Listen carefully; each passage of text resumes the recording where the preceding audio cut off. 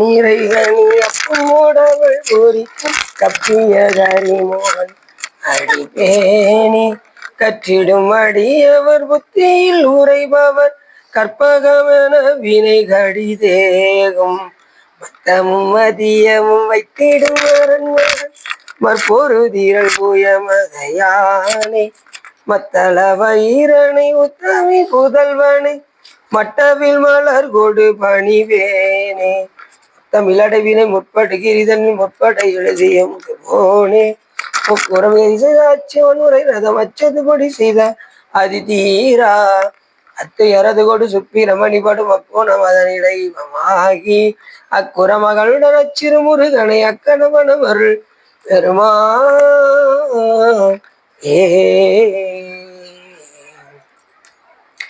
எந்தாயும் எனக்கருள் தந்தையும் நீ சிந்தா குலமானவை தீர்த்தனையாள் கந்தா கதிர்வேலவனே உமையாள் மைந்தா குமரா மறைநாயகனே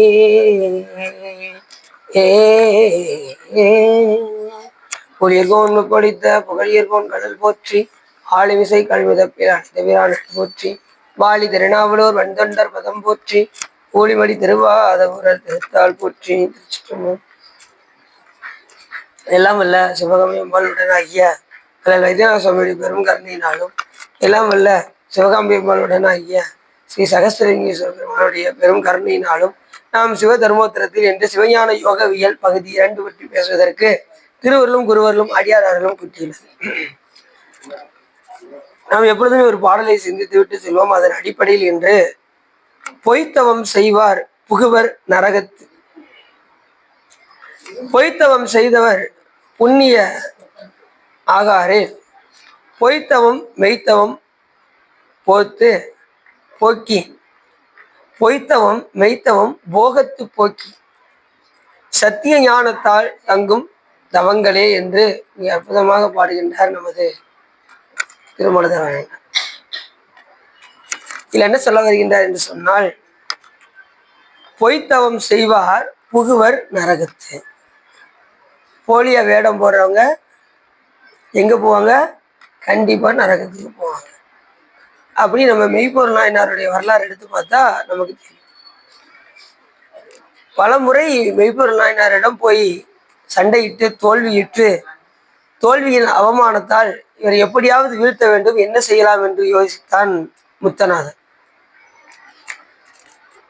பல பேர்ட்ட யோசனை கேட்கான், இவரை எப்படி வீழ்த்தலாம், இவர் எதுக்கு அடிக்ட் ஆவார் அப்படின்னு பல இடங்கள்ல யோசித்து பல பேர் பல விதமா சொல்லுவாங்கல்ல. அதுல ஒருத்தர் கரெக்டா சொன்னாரு, அவர் திருநீர் பூசியிருந்தா விட்டுருவாரு அப்படின்னு சொன்னார். அதை அவர் பிடிச்சிக்கிட்டார்.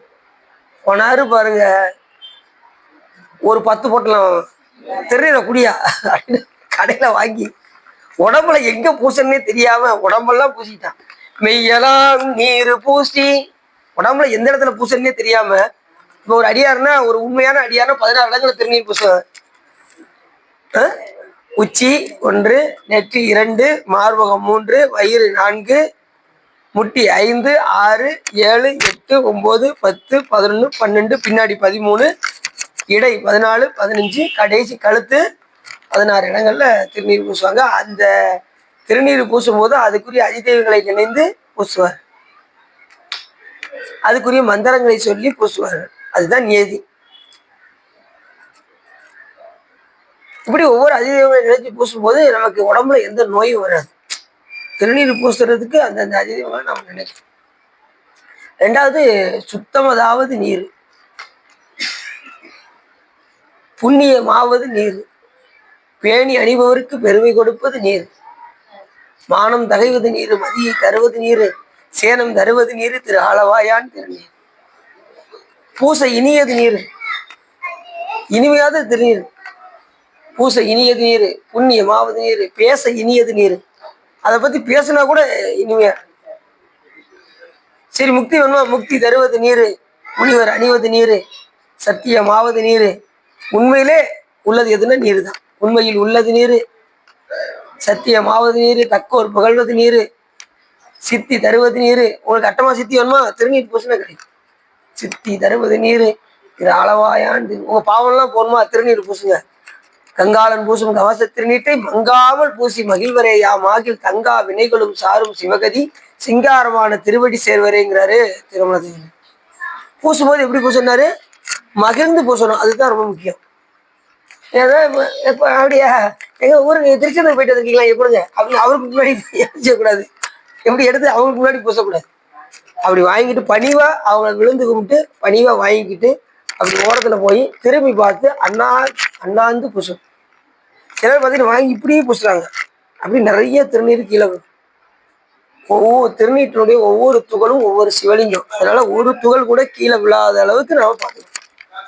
முடிஞ்ச அளவுக்கு உடம்புல கையில இருக்கா மிச்ச விபூதி இருக்கா அப்படி உடம்புல தேய்ச்சிக்கணும். உடனே பூணு ஊதக்கூடாது. அப்புறம் எங்கேயாவது ஏதாவது தின்றுருக்கான்னு பார்த்து அதில் கொண்டு போய் தூணில் வைக்கக்கூடாது. ரொம்ப கவனமா இருக்கும். பிறவி எண்ணில்லாத பிறவி வந்துக்கிட்டே இருக்கும் திருநீரை கீழே சிந்தனா. அது நமக்கு தேவையா? அதனால திருநீரை நல்லா வாங்கி அப்படி வாங்கி சில பேர் பார்த்தீங்கன்னா இப்படி வாங்கி இப்படி வச்சு அப்படி பூசிடுவாங்க. இப்படி கூட பூசிக்கிடுவாங்க. இப்படி வச்சா கூட வச்சு பூசும்போது கூட கொஞ்சம் திருநீர் சிந்துமோ அப்படின்ட்டு அப்படி இப்படி வாங்கி அப்படியே வச்சு அப்படி இப்படி பூசிக்குவாங்க. அந்த சைட்லாம் திருச்சி சைட்லாம் அப்படி பூசுவாங்க. அது கீழே சிந்தி விடக்கூடாது என்பதுக்காக. அதனால திருநீர் வந்து ரொம்ப முக்கியம். இதை வச்சு இப்போ நாயனார் அந்த திருநீர் பூசுவங்களை பார்த்தா சிவமா பார்ப்பாரு. ஏன்னா அடியார்கள் அப்படித்தான் பார்க்கணும் வேடத்தை. அது எப்படி வேடம்? மெய்த்தவ வேடம். ஆனா இவர் எப்படி போனாரு? பொய்த்தவ வேடம் மட்டும் போனாரு. மெய்யலாம் நீரு பூசி வேணிகன் முடித்து கட்டி ஜடாமுடி அனுப்பிட்டாராம். முதல்ல திருநீர் வாங்கி பூசிட்டாரு. கைலாங்கடையில போய் ஒரு 10 முட்டை வாங்கி எந்த இடத்துல பூசனே தெரியாம உடம்பெல்லாம் திருநீரை பூசிக்கிட்டு திருநீரை ஞாபகப்படுத்தினார். யாரு? ஒரு வண்ணா சேரமண்டூர் யானையில போயிட்டு இருக்காரு. ஒரு வண்ணா அதை துவைச்சி அந்த ஓர் மண்ணு அப்படியே உடம்புல திட்டா இருக்கு. அந்த ஓர் மண்ணு அது வெள்ளையா இருக்குமா? அதை பார்த்ததுமே யானையில இருந்து இறங்கிட்டார். சேரமான் பெருமான் கேரளால இறங்கி போய் அவன் காலில் போய் விழுந்தாரான். யாரு? வண்ணம் காலில். அவன் அடிச்சேரன் அப்படின்னாரான். அவர் திருவடியில விழுந்து அடிச்சேரன்னதோ ஐயா அடி வண்ணான் அப்படின்னாரான். அவர் என் காலில் போய் விழுறீங்க இல்லையா? நீ எனக்கு திருநீரை ஞாபகப்படுத்தின அதனால உன்னை நான் வணங்குறேன் அப்படின்னா எவ்வளவு பெரிய சிறப்பா இருக்கு. அப்படி திருநீருக்கு அவ்வளவு சிறப்பு. எப்பயுமே நெற்றி வந்து திருநீர் இல்லாமல் இருக்கவே கூடாது. மேலி கணக்கிட்டா இருக்கும். நீங்க திருநீர் மட்டும் பூசாம வந்து பாருங்க, மேலி கணக்கிட்ட. திருநீர் தான் நமக்கு சாதனம். நம்ம இந்த பிறவிலிருந்து உய்வதற்கு சாதனம் எதுனா விபூதியும் திராட்சை. இப்ப பயிர் இருக்கு. பயிரை நீங்க வேலி போடலன்னு வச்சுக்கோங்க, எல்லாம் வந்து மேய்ஞ்சிடும். பயிர் பாலா போயிடும். பார்த்துருக்கீங்களா? அதே போல இந்த வேடம் இல்லைன்னா நம்ம உலக மக்கள்லாம் நம்மளை சீரழிச்சிருவாங்க. அந்த ஆடு மாடு வந்து எப்படி மேயுதோ அது போல நம்மளை சீரழித்து விடுவாங்க. நம்ம ஒழுங்கா என்ன செய்ய முடியாது, வளர்ந்து போக முடியாது. அப்ப வேடம் வந்து நமக்கு உதவும். இவர் சிவனடியாரியா? இவர் பக்கத்துல நம்ம இல்லைன்னா சிவபெருமன் தண்டிப்பான்னு அவங்களுக்கு தெரியும். அதனால அவங்க வேலையை பார்த்துட்டு இருப்பாங்க, நம்ம வேலையை பார்த்துக்கிட்டு ஏதானா. அப்படி மெய்யலாம் நீர் பூசி வேணிகன் முடித்து கட்டி கையில் படை கறந்த புத்தக கவலி ஏந்தி. ஒரு புத்தகத்துக்குள்ள கத்தி வச்சுக்கிட்டாரான். யாரை கொள்றது? வீழ்த்துறதுக்கு, நாயனாரை வீழ்த்துறதுக்கு கத்தி உள்ள படை கறந்த புத்தக கவலி ஏந்தி. கவலினா கத்தி. மைபொதி விளக்கே என்ன மனதினுள் கருப்பு வைத்து. மனசுல வஞ்சக எண்ணம், முழுக்க முழுக்க வஞ்சக எண்ணம், எப்படியாவது வீழ்த்தணும் அப்படிங்கிற வஞ்சகை. கையில வந்து புத்தக கவலி. மைபொதி விளக்கே என்ன மனதினுள் கருப்பு வைத்து. எது போல அப்படின்னா விளக்கினுடைய நுனியில் எப்படி இருக்கும்? திரி கருகருன்னு இருக்குமா? ஆனா வெளியில எப்படி எரியுது? பிரகாசமா எரியுது. ஆனா உள்ளுக்குள்ள கருகருன்னு இருக்கு. அது போல வெளியில வேஷம், திருநீர் பூசின வேஷம், உள்ள முழுவதும் அந்த திரி எப்படி கருப்பா இருக்கோ அதே போல வஞ்சக எண்ணம். அப்படி போனாராம் யாரு? இந்த முத்தநாதன் என்ற எதிரி. யாருடைய எதிரி? மெய்ப்பொருள். மைபொதி விளக்கே என்ன மனதினுள் கருப்பு வைத்து பொய்த்தவ வேடம் கொண்டு புகுந்தனன் முத்தநாதன். ஒவ்வொரு காவலர்களையும் தப்பிச்சு தப்பிச்சு போறாரு. எல்லாரும் அந்த வேடத்தை பார்த்ததுமே உள்ள விட்டுறாங்க. கடைசி தத்தன் மட்டும் இருக்கான், அவன் மட்டும் உள்ள விட மாட்டேங்கான். உடனே இந்த சத்தத்தை கேட்டு அரசர் என்ன பண்றாரு, உள்ள வர சொல்றாரு. அவர் உள்ள போறாரு. உள்ள போனதுமே அவர் பார்த்ததுமே கண்டுபிடிச்சிட்டாரு, வந்திருக்கிறது அடியார் கிடையாதுன்னு அவருக்கு தெரியும். ஆனா உடம்புலாம் என்ன பூசியிருக்காரு, திருநீர் பூசி இருக்கிறதுனால அவரால் ஒன்றும் செய்ய முடியல. அவர் வணங்கினார். உடனே நான் உங்க சிவபெருமான் அப்படின்னா, நம்ம சிவபெருமான் சொல்லியிருக்கணும். உங்க சிவபெருமான் சொன்ன ஆகமத்திலேருந்து ஒரு பொருள் நான் கொண்டு வந்திருக்கேன், அதை நான் உபதேசிக்க போறேன் அப்படின்னாரா. அப்பயும் தெரிஞ்சு போச்சு நாயனாருக்கு, வந்தது எதுதான் தெரிஞ்சு போச்சு. இருந்தாலும் வேடத்துல இருக்கிறனால வந்தது சிவமா பார்க்குறாரு, அவர் எதிரியா பார்க்குறார். இன்னைக்கு வாழ்வு இவரால் தான் நமக்கு முடிய போகுதுன்னு நினைச்சிட்டாரு. உடனே அவர் திருவடியில் விழ போனார் பாருங்க. இவர் எந்த காரியத்தை நோக்கி வந்தாரோ அந்த காரியத்தை செய்து முடித்தார். அந்த புஸ்தகத்துல என்ன வச்சிருந்தாரு, கவலை எடுத்து முதுகுல குனிஞ்சு குனிஞ்சு ஆசீர்வாதம் வாங்கினார்ல, தான் நினைந்த அப்பரிசை செய்தார்னார். சேக்கிலாசாமி எழுதும் போது குத்தினார், ரத்தம் வந்தது, தொழு தொழு தொழு தொழு தொழு என்று அப்படில. இப்ப உள்ள பத்திரிகையாளர் சொல்லுங்க, ஒரு பக்கத்துக்கு அதை வச்சு எழுதுவாங்க. அப்படி எழுதுவாங்க. ஆமா ஆண்டி, ஆமா சார், வாங்க சாமி திருவருல. ஆமா சார், ஏதோ பெருமான் கொடுத்துருக்காரு கரணையோட. என்ன மைபொதி விளக்கே என்ன மனதினுள் கருப்பு வைத்து வெள்ளம் அஞ்சகன். நாயனர் குனிஞ்சா இருப்பாருங்க, கத்தி எடுத்து முதுகி குத்தினான்னு சொல்லல, நினைந்த அவர் என்ன காரியத்தோடு வந்தாரோ நினைந்த அப்பரிசே செய்தார். அப்படியே அவர் செய்து முடித்தார். அப்ப எப்படி சொல்றாரு பாருங்க. பாட்டு அருமையான பாட்டு, பாட்டுக்கு போரானு ஓடி கொடுக்கலாம். அப்படிப்பட்ட பாட்டு சேக்கிலாசாமி எழுதுறாரு.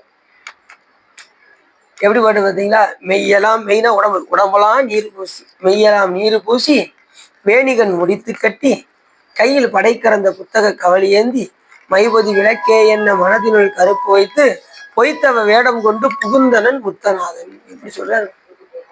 பொய்த்தவ வேடம் போட்டு போனதுனால இப்ப தான் நினைத்த பரிசு செஞ்சாரா. அடுத்த நிமிஷம் காவலர், இந்த கடைசி காவலர் தத்தன் வேகம் வந்தாரு. தத்தா நம்பர், அவனை எதுவும் பண்ணிடாது அப்படின்னா. நான் அவனை ஒன்றும் பண்ணிடாது, அவன் நம்மவர் அப்படின்னாரு. ஏன்னா திருநீர் பூசியிருக்காரா, அதனால இவர் நம்மவர், அவரை ஒன்றும் செஞ்சிடாது, ஊர் எல்லையில கொண்டு போய் விட்டுரு அப்படின்னா. எவ்வளவு சிறப்பு. இப்போ நம்மன்னா என்ன செஞ்சிருவோம், அப்படின்னா கொல்லாம விடக்கூடாது, எப்படி எப்படி பண்ணலாம் அப்படின்னு ஆத்திரமும் இதுவும் தான் நமக்கு வரும். ஆனா நாயனாரு அவர் ஊர் எல்லையில கொண்டு போய் விடுங்க, நீ வர்ற வரைக்கும் நான் உயிரை கையில பிடிச்சிக்கிட்டு இருக்கேன்னு நின்றுட்டு இருந்தேன். ஊர் எல்லையில போய் விட்டுட்டு வந்தார். உடனே அவர் சொன்னாரு, ஐயன் எனக்கு செய்தது யார் செய்ய வல்லார் அப்படின்னாரு. அதுதான் சிறப்புங்க. மெய்ப்பொருள் நாயனாருடைய வரலாறுலே சிவபெருமானை தான் ஐயான்னு கூப்பிடுவாரு. அதுக்கு அடுத்து யாருன்னா அந்த காவலர் தத்தனை ஐயன் எனக்கு செய்தது யார் செய்ய வல்லார். அதுக்கப்புறம் அப்படி உயிர் புரிஞ்சது. உயிர் புரிஞ்சு சிவலோகத்துக்கு போயிட்டாரு. யாரு, நாயனார். இந்த ஏமாத்தனா பாருங்க, முத்தநாதர் நரகத்துக்கு போயிட்டார். அதான் இங்க சொல்றாரு, பொய் தவம் செய்வார் புகுவர் நரகத்து. எங்க போயிடுவாங்க, நரகத்துக்கு போயிடுவாங்க. பொய்த்தவ வேடம் போட்டா இதான் கேது. சில பேர் ஏமாத்துறாங்களா, பொய்த்தவ வேடம் போட்டு. அதாவது சில பேர் பார்த்தீங்கன்னா சாமியார் வேஷம் போட்டுக்கிட்டு ஊரை ஏமாத்துறது, வயிற்று நெப்புறதுக்காக ஏமாத்துறது, குழந்தை குட்டியெல்லாம் இடையில விட்டுட்டு அதெல்லாம் எப்படி கட்டி காப்பாத்துறது அப்படின்னு சொல்லி இடையில விட்டுட்டு வந்துடுறது, இப்படிலாம் இருக்காங்க. சாமியார் நிறைய விதம் இருக்காங்க. சாமியார்ல நிறைய விதம் இருக்கு. நான் அடி ஏற்க சொன்னேன்ல, இந்த நாள் ஒருத்தர் சாமி, அது பார்த்தா தெரிஞ்ச ஆளுதான். ஏன்னா இங்க இருக்காரு அப்படின்னு பார்த்து, என்ன சாமியார் ஆயிட்டீங்க. ஆமா, வீட்டுல குடும்பம் தாங்க முடியல, வெளியே வந்துட்டேன் வா அப்படின்ட்டு வந்துட்டேன். நான் இப்ப சுதந்திரமா இருக்கு அப்படின்னாரு. அப்படியா, ரொம்ப சந்தோஷம். ஒரு 10 ரூபா கிடைக்குமா அப்படின்னாரு. 10 ரூபா இப்படி சாப்பிடணும், சாப்பிடுங்க அப்படின்ட்டு சாப்பிட சொல்லி. சரி, என்னைக்கா ஒரு நாள் பாக்குறோம். சரி, அதாவது இப்படி போறதுன்னா சாமியார் கிடையாது. உண்மையான தவநெறியோடு செல்வதுதான். பட்டினத்தார் போனா பாருங்க, அதுதான் உண்மையான தவநெறி. ஒரு நிமிஷம் அத்தனையும் திறந்துட்டு போனா பாருங்க, அப்படி போகணும், துறவுன்னு அப்படி இருக்கணும். அதுதான் உண்மையான துறவு. காலையில் சொன்ன மாதிரி திருச்சிக்கு போனவன் இந்த தூக்குவாளியை மறந்து வச்சுட்டு வந்துட்டவன், வெள்ளி தூக்குவாளியை எடுத்து உள்ள வைமா அப்படின்னு சொல்றதுக்காக மறுபடியும் வந்தானா. அதுலயும் பாத்தீங்கன்னா ஒரு துறவி வந்து கோவணத்தை காய போட்டு வெளியே வந்தாராம். திடீர்னு மழை வந்துருச்சு. என் கோவணம்னு ஓடுனாராம் அந்த கோவணத்தை எடுக்கிறதுக்கு. அது மேல பற்று. நல்லா தெரிஞ்சுக்கோங்க, இந்த உலகத்துல நீங்க எந்த பொருளை ஒரு துளி அளவு கூட எதிரையும் பற்று இருக்க கூடாது. அப்படின்னா தான் சிவபெருமானை போய் அடைய முடியும். துளி அளவு பற்று கூட யார்கிட்ட இருக்கணும்? சிவபெருமான் மேல மட்டும். ஏன்னா அவர் செய்கின்ற உபகாரம் அப்படி. நீ ஃபுல்லா அதுதான் வரப்போகுது. அவர் செய்கின்ற உபகாரம் எப்படிலாம் செய்யறாரு. அப்படிப்பட்ட பெருமான் மேல நம்ம எப்படி அன்பு செலுத்தணும், அதுதான் முழுக்க முழுக்க சிவ தர்மத்தை நான் சொல்ற நீதி முறைகள். அதுதான் இந்த யோகவியல்ல முழுக்க முழுக்க இறைவனோடு ஒன்றுபடுவதுதான் யோகவியல். அப்படி நம்ம எல்லாத்தையும் ஒரே எல்லாம் என்ன செஞ்சிட முடியாது, தொந்தர முடியாது. பட்டணத்தை திறந்தாரு, அவர் ஞானி. நாம திறக்க முடியுமா? நாம எளிமையா ஒண்ணு சொல்லியிருக்காங்க, சிவ பூஜை செய்தால் போதும், நீங்க எதையும் திறக்க வேண்டாம். நம்ம எதையும் திறக்க முடியாது. அது இந்த கலியுகத்துல சுத்தம், கேட்கவே வேண்டாம். திறக்கிறது ரொம்ப கஷ்டம். எளிமையாக சிவதீட்சை பெற்றுக்கொண்டு சிவபூஜை செய்தாலொழிய முக்தி சித்தி ஆகாது. எளிமையா இதுதான். ஏன்னா சிவபூஜை ரொம்ப கஷ்டமும் ஒண்ணு கிடையாது. அளவா சாமி எடுத்து வச்சு அபிஷேகம் பண்ணி ஆராதனை பண்ணி அவருக்கு நெய்வேத்தியம் விட்டு திருமுறை பாடணும். எவ்வளவு நேரம் ஆக போகுது சொல்லுங்க. 24 மணி நேரத்துல சாமிக்குன்னு கொஞ்சம் காலத்தை பயன்படுத்த வேண்டியது சொல்லுங்க. 24 நேரம் உங்களுக்கு டைம் கொடுத்துருக்காரு சாமி. நீ 20 மணி நேரம் 20 நேரம் 22 மணி நேரம் பயன்படுத்தினா கூட 2 மணி நேரம் சாமிக்காக, ஒரு மணி நேரம் சாமிக்காக ஒதுக்க கூடாதா சொல்லுங்க? ஒதுக்கவே வேண்டாமா? பூஜைன்னு சொல்லி எல்லாரும் பண்றீங்களா? ஏதோ என்னால தெரிஞ்சது ஈச்சி எடுக்கட்டுனாலும் ஏதோ சாமி படத்துக்கு முன்னாடி உட்காந்து திருமுறைகள் பாடுறேஸ்வா அப்படின்லாம் உண்டு. ஏதோ நெய்வேத்தியம் காமிப்பீங்களா சார் நீங்க? நெய்வேத்தியம் காமிச்சு தீபத்துவம் அதெல்லாம் காமிக்கிறீங்க, ரைட். ஆனா கூடிய சீக்கிரத்தில் எல்லாரும் என்ன பண்ணிருங்க, டீச்சர் எடுக்கிறதுக்கு உண்டான முயற்சிகள் சாமிகிட்ட விண்ணப்பம் செய்யுங்க திருவள்ளுவர் கூட்டி. ஏன்னா இப்படி தப்பிடு நீங்க வாங்கலையா சொல்லிக்கலாம். சரி, ஏன்னா நமக்கு காலம் ஓடிட்டே இருக்கு பார்த்தீங்களா. ஏன்னா எந்த நேரத்தில் நமக்கு எதுவும் சொல்ல முடியாது. அதுக்குள்ளேயே நம்ம செய்ய வேண்டிய வேலைகளை அது நாகமணிசம் வாங்கணும். டீச்சர் அடுத்து ஆமாம் வாங்காதவங்க சாமிகிட்ட விண்ணப்பம் பண்ணிருங்க இன்னைக்கே. சரி நீங்க வாங்க ஈஸ்வரி சாமி யோசிச்சுட்டே இருக்காங்க, சிவா இப்ப வாங்கணுங்கிறாரா இல்ல வாங்க வேண்டாங்கிறாரா அப்படின்னு. டீச்சரும் உடனே வாங்குறதுக்கு உண்டான முயற்சிகள் இருக்கணும். ஏன்னா காலம் ஓடிடும், எல்லாம் எக்ஸ்பீரியன்ஸ் ஆகி போய்கிட்டே இருப்பாங்க. நம்ம கடைசி வந்து யோசிச்சுட்டு இருப்பாங்க.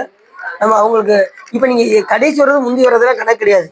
நீங்க செய்கின்ற தவம் வந்து இறைவன் திருவள்ளுவர் கூட்டி வைக்கணும், அந்த வினைப்பனும் உங்களுக்கு கூட்டி வைக்கணும். அப்பதான் குரு வருவார் சார். ரெண்டாவது நமக்கு அந்த சூழ்நிலைகள்லாம் ஏன் என்ன காரணம் அப்படின்னா, நம்ம வினை பெயர்னால வாங்க முடியாத சூழ்நிலை சிக்கல்ல தவிச்சுக்கிட்டு இருப்போம். சாமிகிட்ட விண்ணப்பம் வேண்டேன்னு வச்சுக்கோங்க, அதெல்லாம் அவங்க தூக்கி எரிஞ்சிடும். ஈஸியா அவங்களுக்கு கொடுத்துருவாரு. அந்த வாய்ப்பை உங்களுக்கு சிவபெருமான் கொடுப்பாரு. நீ அந்த நேரத்துல பயன்படுத்திக்கணும். திருவள்ளுவர் கூட்டி வைக்கிற நேரத்துல பயன்படுத்தி. அதனால அடுத்த வருஷத்துக்குள்ள எல்லாரும் கொடுவான அளவுக்கு முயற்சி பண்ணுங்க. அப்படி பொய்த்தவம் செய்வார் புகுவர் நரகத்து, பொய்த்தவம் செய்தவர் புண்ணியவர் ஆகாரேல். பொய்த்தவம் போன்றவங்கள புண்ணியர் ஆகார். பொய்த்தவம் மெய்த்தவம் போகத்து போட்டு. அப்படி மெய்த்தவம் செய்தால் நமக்கு எங்க போய் விழுவிக்கும்? போகத்துல கொண்டு போய் நல்ல இன்பங்களை தூக்கிக்கும். ஆனந்த கூத்தன் அருள்வெளியில் நாம் அவ்வண்ணமே ஆனந்தமாய் ஆடாமோ தோணும். அப்படி நம்ம போய் ஒருவனிடம் போய் அப்ப மெய்த்தவம் செய்தால் அந்த மெய்த்தவம் பொய்யான வேடம் போட்டான், ஆனா அவன் உண்மையான வேடமாக மாறிட்டான். நம்ம ஏற்கனவே அந்த கதையில பார்த்தோம்ல, ராஜாவும் ராணி அந்த இவன் திருமணம் முடிக்கணும்னு நினைச்ச அந்த பொண்ணு எல்லாமே காலில் வந்து விழுந்தாங்க. ஆகா, பொய்யான வேடம் போட்டதுக்கு இவ்வளவு மரியாதை அப்படின்னா, உண்மையான வேடம் அணிந்தால் தேவாதி தேவர்கள் எல்லாம் வந்து தொழுவார்களே அப்படின்னு மெய்த்தியான வேடத்தை அணிந்து சென்றாங்க சார். அப்ப அந்த அளவுக்கு வேடம் வந்து ரொம்ப முக்கியம். அதுலயும் சிவவேடம் ரொம்ப ரொம்ப முக்கியம். விபூதி ருத்ராட்சம் தான் நமக்கு எல்லாமே. எவரேனும் விளாடத்திட்ட திருநீரும் சாதனமும் கண்டால் உள்கி ஓராதே அவரவரை கண்டபோதே உகந்தடிமை திறம் நினைந்து இவர் தேவர் அவர் தேவர் என்று இரண்டாட்டாது ஈசன் திறமையை பேணி கவராதை தொழும் அடியார் நெஞ்சினுள் கன்றாப்பூர் நடுதறியை காணலாம். இந்த கன்றாப்பூர்ல அந்த பெண்ணு வைஷ்ணவர் வீட்டுல கொண்டு போய் கட்டி கொடுத்துறாங்க. ஏன்னா அந்த பெண்ணை இவன் சிவ வழிபாடு சிவபெருமான நல்லா வழிபாடு செய்யறவளை கொண்டு போய் எங்க கட்டி கொடுத்துறாங்க? வைஷ்ணவ இதுல கட்டி கொடுத்துறாங்க. இவன் சிவபெருமான கும்பிட்றான்னு சொல்லி அவன் மாட்டு தொழுவத்துல கொண்டு போய் விட்டாங்க அந்த பெண்ணை. அவ ஒன்றும் கவலையே படலை. மாட்டு தொழுவத்துல அந்த இது ஆப்பு எரிக்கிருப்பாங்கல்ல, அந்த கன்று கன்று ஆப்பு அப்படின்னு பேரு. அந்த ஆப்பு வந்து கன்று இதை கெட்டி வச்சு அதை சுத்திக்கிட்டே வரும் பாத்தீங்களா, அதை சிவலிங்கமா வழிபட்டா அந்த பெண்ணு. சாமி அதுல இருந்து அருள் செஞ்சார். எவ்வளவு பெரிய கருணை பாருங்க. எப்படி சாயினும் ஏத்தினும் ஏத்தினால் அப்படி ஈசன் அருள் பெறலாங்க. அப்படி அன்பு செலுத்துறாங்க பாருங்க. நீங்க எப்படி நினைச்சாலும் சாமி வருவார். அந்த அருள் செய்யறதுக்கு அவர் தயார். நீங்க நினைக்க தயாரா? அவர் அருள் கொடுக்கறதுக்கு தயார். நினைப்பவர் மனம் கோயிலா கொண்டவர். அனைத்தெழுவும் அம்பல கூத்தரை திரைத்தெழுவும் மறந்து அவர் கொடுக்கறதுக்கு தயாரு. அன்னைக்கே தூக்கிட்டாரு அருளை கொடுக்கறதுக்கு. நாம வாங்குறதுக்கு தான் இன்னும் தயாராக ஆகல. அதுக்கு என்ன செய்யணும்? இந்த உயிர் சாதனை பண்ணணும். சாதனை பண்ணாம பயணிகளை அடைய முடியாது. பிரமாணம் தெரிஞ்சு போச்சு. சிவபெருமான் தான் முழு முதற் பொருள். உயிர் ஒண்ணு இருக்கு, ஆணவம் ஒண்ணு இருக்கு. அதை நீக்கிறதுக்கு சிவபெருமான் 2 பொருளை கொடுத்துருக்காருன்னு நம்ம போனட்ட பார்த்தோம். இதெல்லாம் நல்லா தெரியுது. பிரமாணம் தெரியுது, அதுக்கு ஒரு இலக்கணம் தெரியுது. உயிர் எப்படி இருக்கும், இறைவன் எப்படி இருப்பாரு. உயிர் வந்து அறிவித்தால் அறியக்கூடியது உயிர், அறிவித்தாலும் அறியாதது சடம், அறிவிக்காமலே அறிவது பதி இறைவன். இந்த 3 ஆப்ஷன் தான். இந்த 3 வச்சுக்கிட்டே நம்ம இந்த உலகத்துல எல்லா பொருளையும் இந்த 3க்குள்ள அடைக்கலாம். பதி பசு பாசம். ஏதாவது ஒரு பொருள் சொல்லுங்க, ஏதாவது ஒரு பொருள் சொல்லுங்களேன். உலகத்துல சைக்கிள் அது பாசத்துல வந்துடும், வண்டி பாசத்துல வந்துடும். உயிர் எந்த உயிர்னா நீங்க சொல்லுங்க, அது பசுல வந்துடும். கடவுளை சொல்லுங்க, கடவுள் பதியில வந்துடுவார். இப்படி எல்லாமே பதி பசு பாசம் 3க்குள்ள எல்லாம் இளலோகங்களையும் அடைக்கிறோம். இந்த 3க்குள்ளதான். அது மாதிரி ஒருத்தங்க சொற்பொழி பேசினாலும் பதி பசு பாசத்துக்கு மாறாக பேசக்கூடாது. அதுக்குள்ளேயே தான் இருக்கணும். அதை மாறி நம்ம போகக்கூடாது. எங்க சுத்தினாலும் இங்க வந்துடணும், பதிபாசத்துக்குள்ள வந்து வாங்க சார். அப்படி மெய்த்தவம் போகத்து. அப்படி மெய்த்தவம் இடம் போட்டா நமக்கு எல்லா விதமான போகங்களும் சிவபெருமான் கொடுத்தருள்வார். சத்திய ஞானத்தாலே தங்கும் தவங்களே. அப்ப உண்மை ஞானத்தினால் மட்டுமே என்ன செய்ய முடியும்? மெய்ஞான ஞானத்தை அடைய முடியுமே தவிர பொய் வேடம் தரித்தால் உண்மையான ஞானத்தை நாம் அடைய முடியாது என்று இந்த பாட்டில் மிக அருமையாக சொல்றாரு. யாரு? நமது திருமூல தேவர்.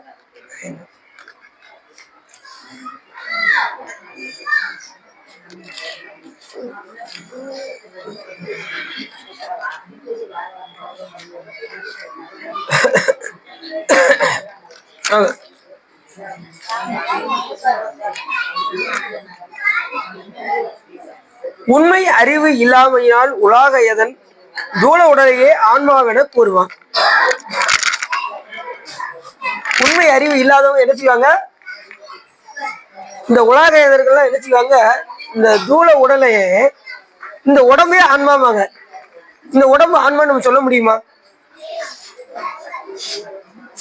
சில நான் அப்படிங்கிறாங்கல்ல, நான் அப்படின்னா இந்த உடம்பு வந்து நம்ம உயிர் ஆயிட முடியுமா? ஏன் அப்படின்னா, ஏன் ஆன்மா ஆகாது அப்படின்னா, ஆன்மா வந்து சித்து போறது. இந்த உடம்பு சித்தா? இதுக்கு அறிவற்ற ஜடம். அறிவற்ற ஜடம் எப்படி ஆன்மாவாக ஆக முடியும்? அப்ப அந்த ஆன்மாக்குள்ள இருப்பது இந்த உயிரை உங்களால் அறிய முடியுமா?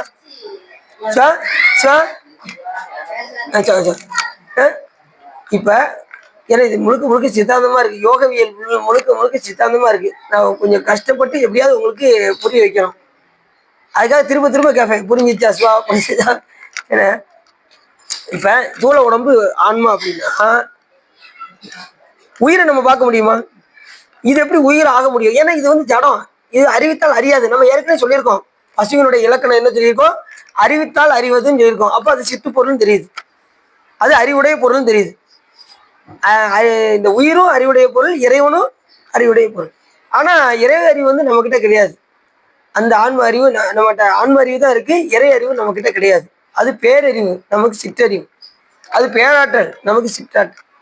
எல்லாமே அது ஒரு சேர அறியக்கூடியது இறைவன். நாம விட்டு தான் அறிவோம். நாம இங்க இருந்தா வீட்டுல இருக்க மாட்டோம், வீட்டுல இருந்தா இங்க இருக்க மாட்டோம். அதான உண்மை. சாமி எப்படி இருப்பாரு? ஒரு சேர அட்டண்டயத்துல எல்லா பூத்தையும் வாங்கிடுவாரு. சாயரச்சு இங்க நடக்குன்னா வைத்தியநாத சமூகில் நடக்கும், எல்லா திருவொட்டியூர் நடக்கும் அட்டண்டயத்துல. ஏன்னா அவர் வியாபக பொருள் என்ற காரணத்தினால் எல்லா உயிரினுடைய வியாபகத்தையும் ஒரு சேர அறிகின்ற காரணத்தினால் அவர் வந்து முற்றும் வியாபகம். எல்லாத்துலயுமே சாமி நம்மளோட பன்மடங்கு பெரியவர். அப்படி இந்த தூள உடம்பு தான் ஆன்மா அப்படின்னு சொன்னா அது மிகையாகாது. உலகேதர்கள் அப்படிதான் சொல்லுவாங்க, இந்த ஆன்மா தூள உடம்பு தான் ஆன்மா அப்படின்வாங்க. அப்ப நம்ம என்ன சொல்றோம், உயிர் வந்து அறிவுடைய பொருள், இது அறிவற்ற ஜடம், அதனால இது ஆன்மா ஆகாதுன்னு நம்ம மறுக்கிறோம் அவங்கள வந்து. அடுத்து சொல்றாரு, புத்தன் மதத்தை விசாரிக்கும் இடத்து அகங்காரமாகி அந்த கரணங்களையே ஆன்மாவென கூறுவார். அந்த கரணம் மனம், புத்தி, சித்தம், அகங்காரம். சூக்கும உடம்பு உயிர் அப்படின்னு சொல்றாங்க. மனம், புத்தி, சித்தம், அகங்காரம் தான் உயிர் அப்படிங்கிறாங்க. அந்த மனம், புத்தி, சித்தம், அகங்காரம் எப்படி தானே வந்ததா? இல்ல, இறைவன் கூட்டி வைக்க வருது. அதனால அது ஆன்மாவாக ஏற்றுக்கொள்ள முடியாது. இறைவன் தானே கூட்டி வைக்கிறாரு. 36 தத்துவத்தை யாரும் கூட்டி வைக்கிறா? சாமி தான் கூட்டி வைக்கிறார். அத சிவஞான போத சூத்திரம், உளது இலது என்றலின், அந்த பாட்டு இருக்குல்ல, 3வது சூத்திரம், உளது இலது என்றலின் எனது உடல் என்றலின் ஐம்புலன் ஒடுக்கம் அழிதலின் கண்படில் உண்டு இணை இன்மையின் உணர்த்த உணர்தலில் மாயா இயந்திர தனுவினுள் ஆன்மா என்பது 3வது சூத்திரம். இப்ப ஒவ்வொருத்தரும் ஒரு விதமான இதை சொல்றாங்க. என்ன சொல்றாங்க,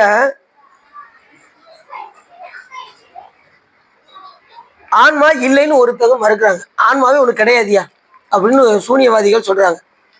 ஆன்மா இல்லைன்னா நாம எப்படி இந்த உலகத்துல சஞ்சரிக்க முடியும்? யோசிச்சு பாருங்க, நம்ம சஞ்சரிக்க முடியுமா? ஆன்மா இருக்க போய் தானே சஞ்சரிக்குது இந்த உயிர். ஏன்னா இது அறிவுடைய பொருள் நல்லா தெரியுது. அப்ப இந்த நம்ம சஞ்சரிக்கும் அப்படின்னா ஆன்மா இல்லைன்னு நம்ம என்ன செய்ய முடியாது, அதையும் நம்ம மறுக்கிறோம். ஆன்மா ஒன்று உண்டியா அப்படின்னு நம்ம சொல்றோம். பிற மதத்துக்காரர்கள் நம்ம என்ன சொல்றோம், இந்த மாதிரிலாம் கிடையாது, எல்லாத்தையும் மறுத்து எல்லாருடைய கேள்விகளுக்கும் பதில் சொல்லி வந்த சமயம் தான் நம்ம சைவ சமயம். அதனாலதான் சைவத்தின் மேல் சமயம் வேறில்லை, அதில் சார் சிவமாம், தெய்வத்தின் மேல் தெய்வம் வேறு இல்லனும் நான்மறை செம்பொருள் வாய்மை வைத்த சீர்திரு தேவாரமும் திருவாசகம் உய்வை தர செய்த நால்வர் பொற்றால் எம் உயிர் துணையே அப்படிங்கிறாரு சைவ எல்லாம் எல்லையப்பனா. இந்த பாட்டை எழுதுனது யாரும் தெரியுமா உங்களுக்கு? சைவ எல்லப்பன் அவர். நிறைய பேருக்கு அது தெரியாதுன்னு நினைக்கிறேன். என்ன சார் தெரியுமா? சைவத்தின் மேல் சமயம் வேறு இல்லை, அதில் சார் சிவம். அதுலேயும் தாய்மானசாமி ஒரு படி மேலே போனாரு. தாய்மானசாமி எப்படிங்கிறீங்களா? சைவ சமயமே சமயம், அது ஒண்ணுதான் சமயம், மற்றதுல சமயமே கிடையாதுன்ட்டு. சைவ சமயமே சமயம். அது எப்படிப்பட்ட சமயம்? சமயா அதீத பழம்பொருளை, அது சமயம் எல்லாம் கடந்த சமயம். சைவ சமயம் ஒண்ணு மட்டும். சமயா அதீத பழம்பொருளை கைவந்திடவே மன்றில் வெளி காட்டும் இந்த கருத்தை விட்டு பொய் வந்து உழலும் சமய நெறி புகுத வேண்டாம், முக்தி தரும் தெய்வ சபையை காண்பதற்கு சேரவாரும் ஜெகத்தீரேங்கிறாரு தாய்மானசாமி. அப்படிப்பட்ட சமயம் நம்ம சைவ சமயம். இது எப்படிப்பட்ட சைவ சமயம்? காகம் மரபு கலந்துள்ள கண்டீர் அகண்டாகார ஆர சிவ போகம் என்னும் பேர் இன்ப வெள்ளம் பொங்கி ததும்பி பூரணமாய் கிடக்குதையோ, ஏக உருவாய் கிடக்குதையோ, இன்புற்றிட நாம் இனி எடுத்த தேகம் விழுமுன் புசிப்பதற்கு சேரவாரும் ஜெகத்தீரேங்கிறாரு தாய்மானசாமி.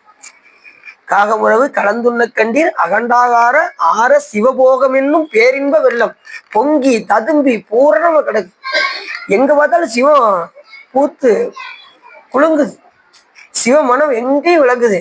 நீங்க நினைக்கத்தான் செய்யணும், உங்க நினைப்புலதான் எல்லாமே இருக்கு. இந்த சமயத்துக்குள்ள விழுந்து சாமியை அன்றாடம் அவரை எண்ணி எண்ணி எண்ணி எண்ணி எண்ணிய எண்ணமெல்லாம் அங்கு திண்ணியராக பெரின்னு சொல்றதுக்கு தகுந்தவாறு நாம எண்ணமெல்லாம் யார்கிட்ட கொண்டு போய் வைக்கணும்? சிவபெருமான்ட்ட. சைவ சமயமே சமயம், சமயம் அதீத பழம்பொருளை கைவந்திடவே மண்டில் வெளி காட்டும் இந்த கருத்து. அந்த அளவுக்கு நம்ம சமயம் மேலோங்கி இருக்கு. எல்லா சமயங்களையும் வீழ்த்தி சைவ சமயமே சமயம் என்று நிலைநாட்டியது. ஒவ்வொரு காலத்திலையும் ஒவ்வொரு அருளாளர்கள் வந்து நம்மளுடைய சமயத்தை எல்லாம் தூக்கி நிறுத்தி வைத்தார்கள். அப்ப இருண்ட காலம்னு ஒரு காலம் இருந்துச்சு, சைவ சமயம் கிலோ இருந்தது. அந்த நேரத்துல யார் வந்தா? இரண்டு காலம் இருக்கும்போது ஞானசம்பந்த பெருமானும் திருநாவுக்கரசு பெருமானும் வந்து சமண சமயத்தெல்லாம் அடிச்சு ஓட்டணும். ஒருத்தர் ஜப்பான் போயிட்டாங்க, ஒருத்தர் இலங்கைக்கு போயிட்டாங்க. புத்த மதத்துக்காரங்களும் இலங்கைக்கு போயிட்டாங்க. வாங்க.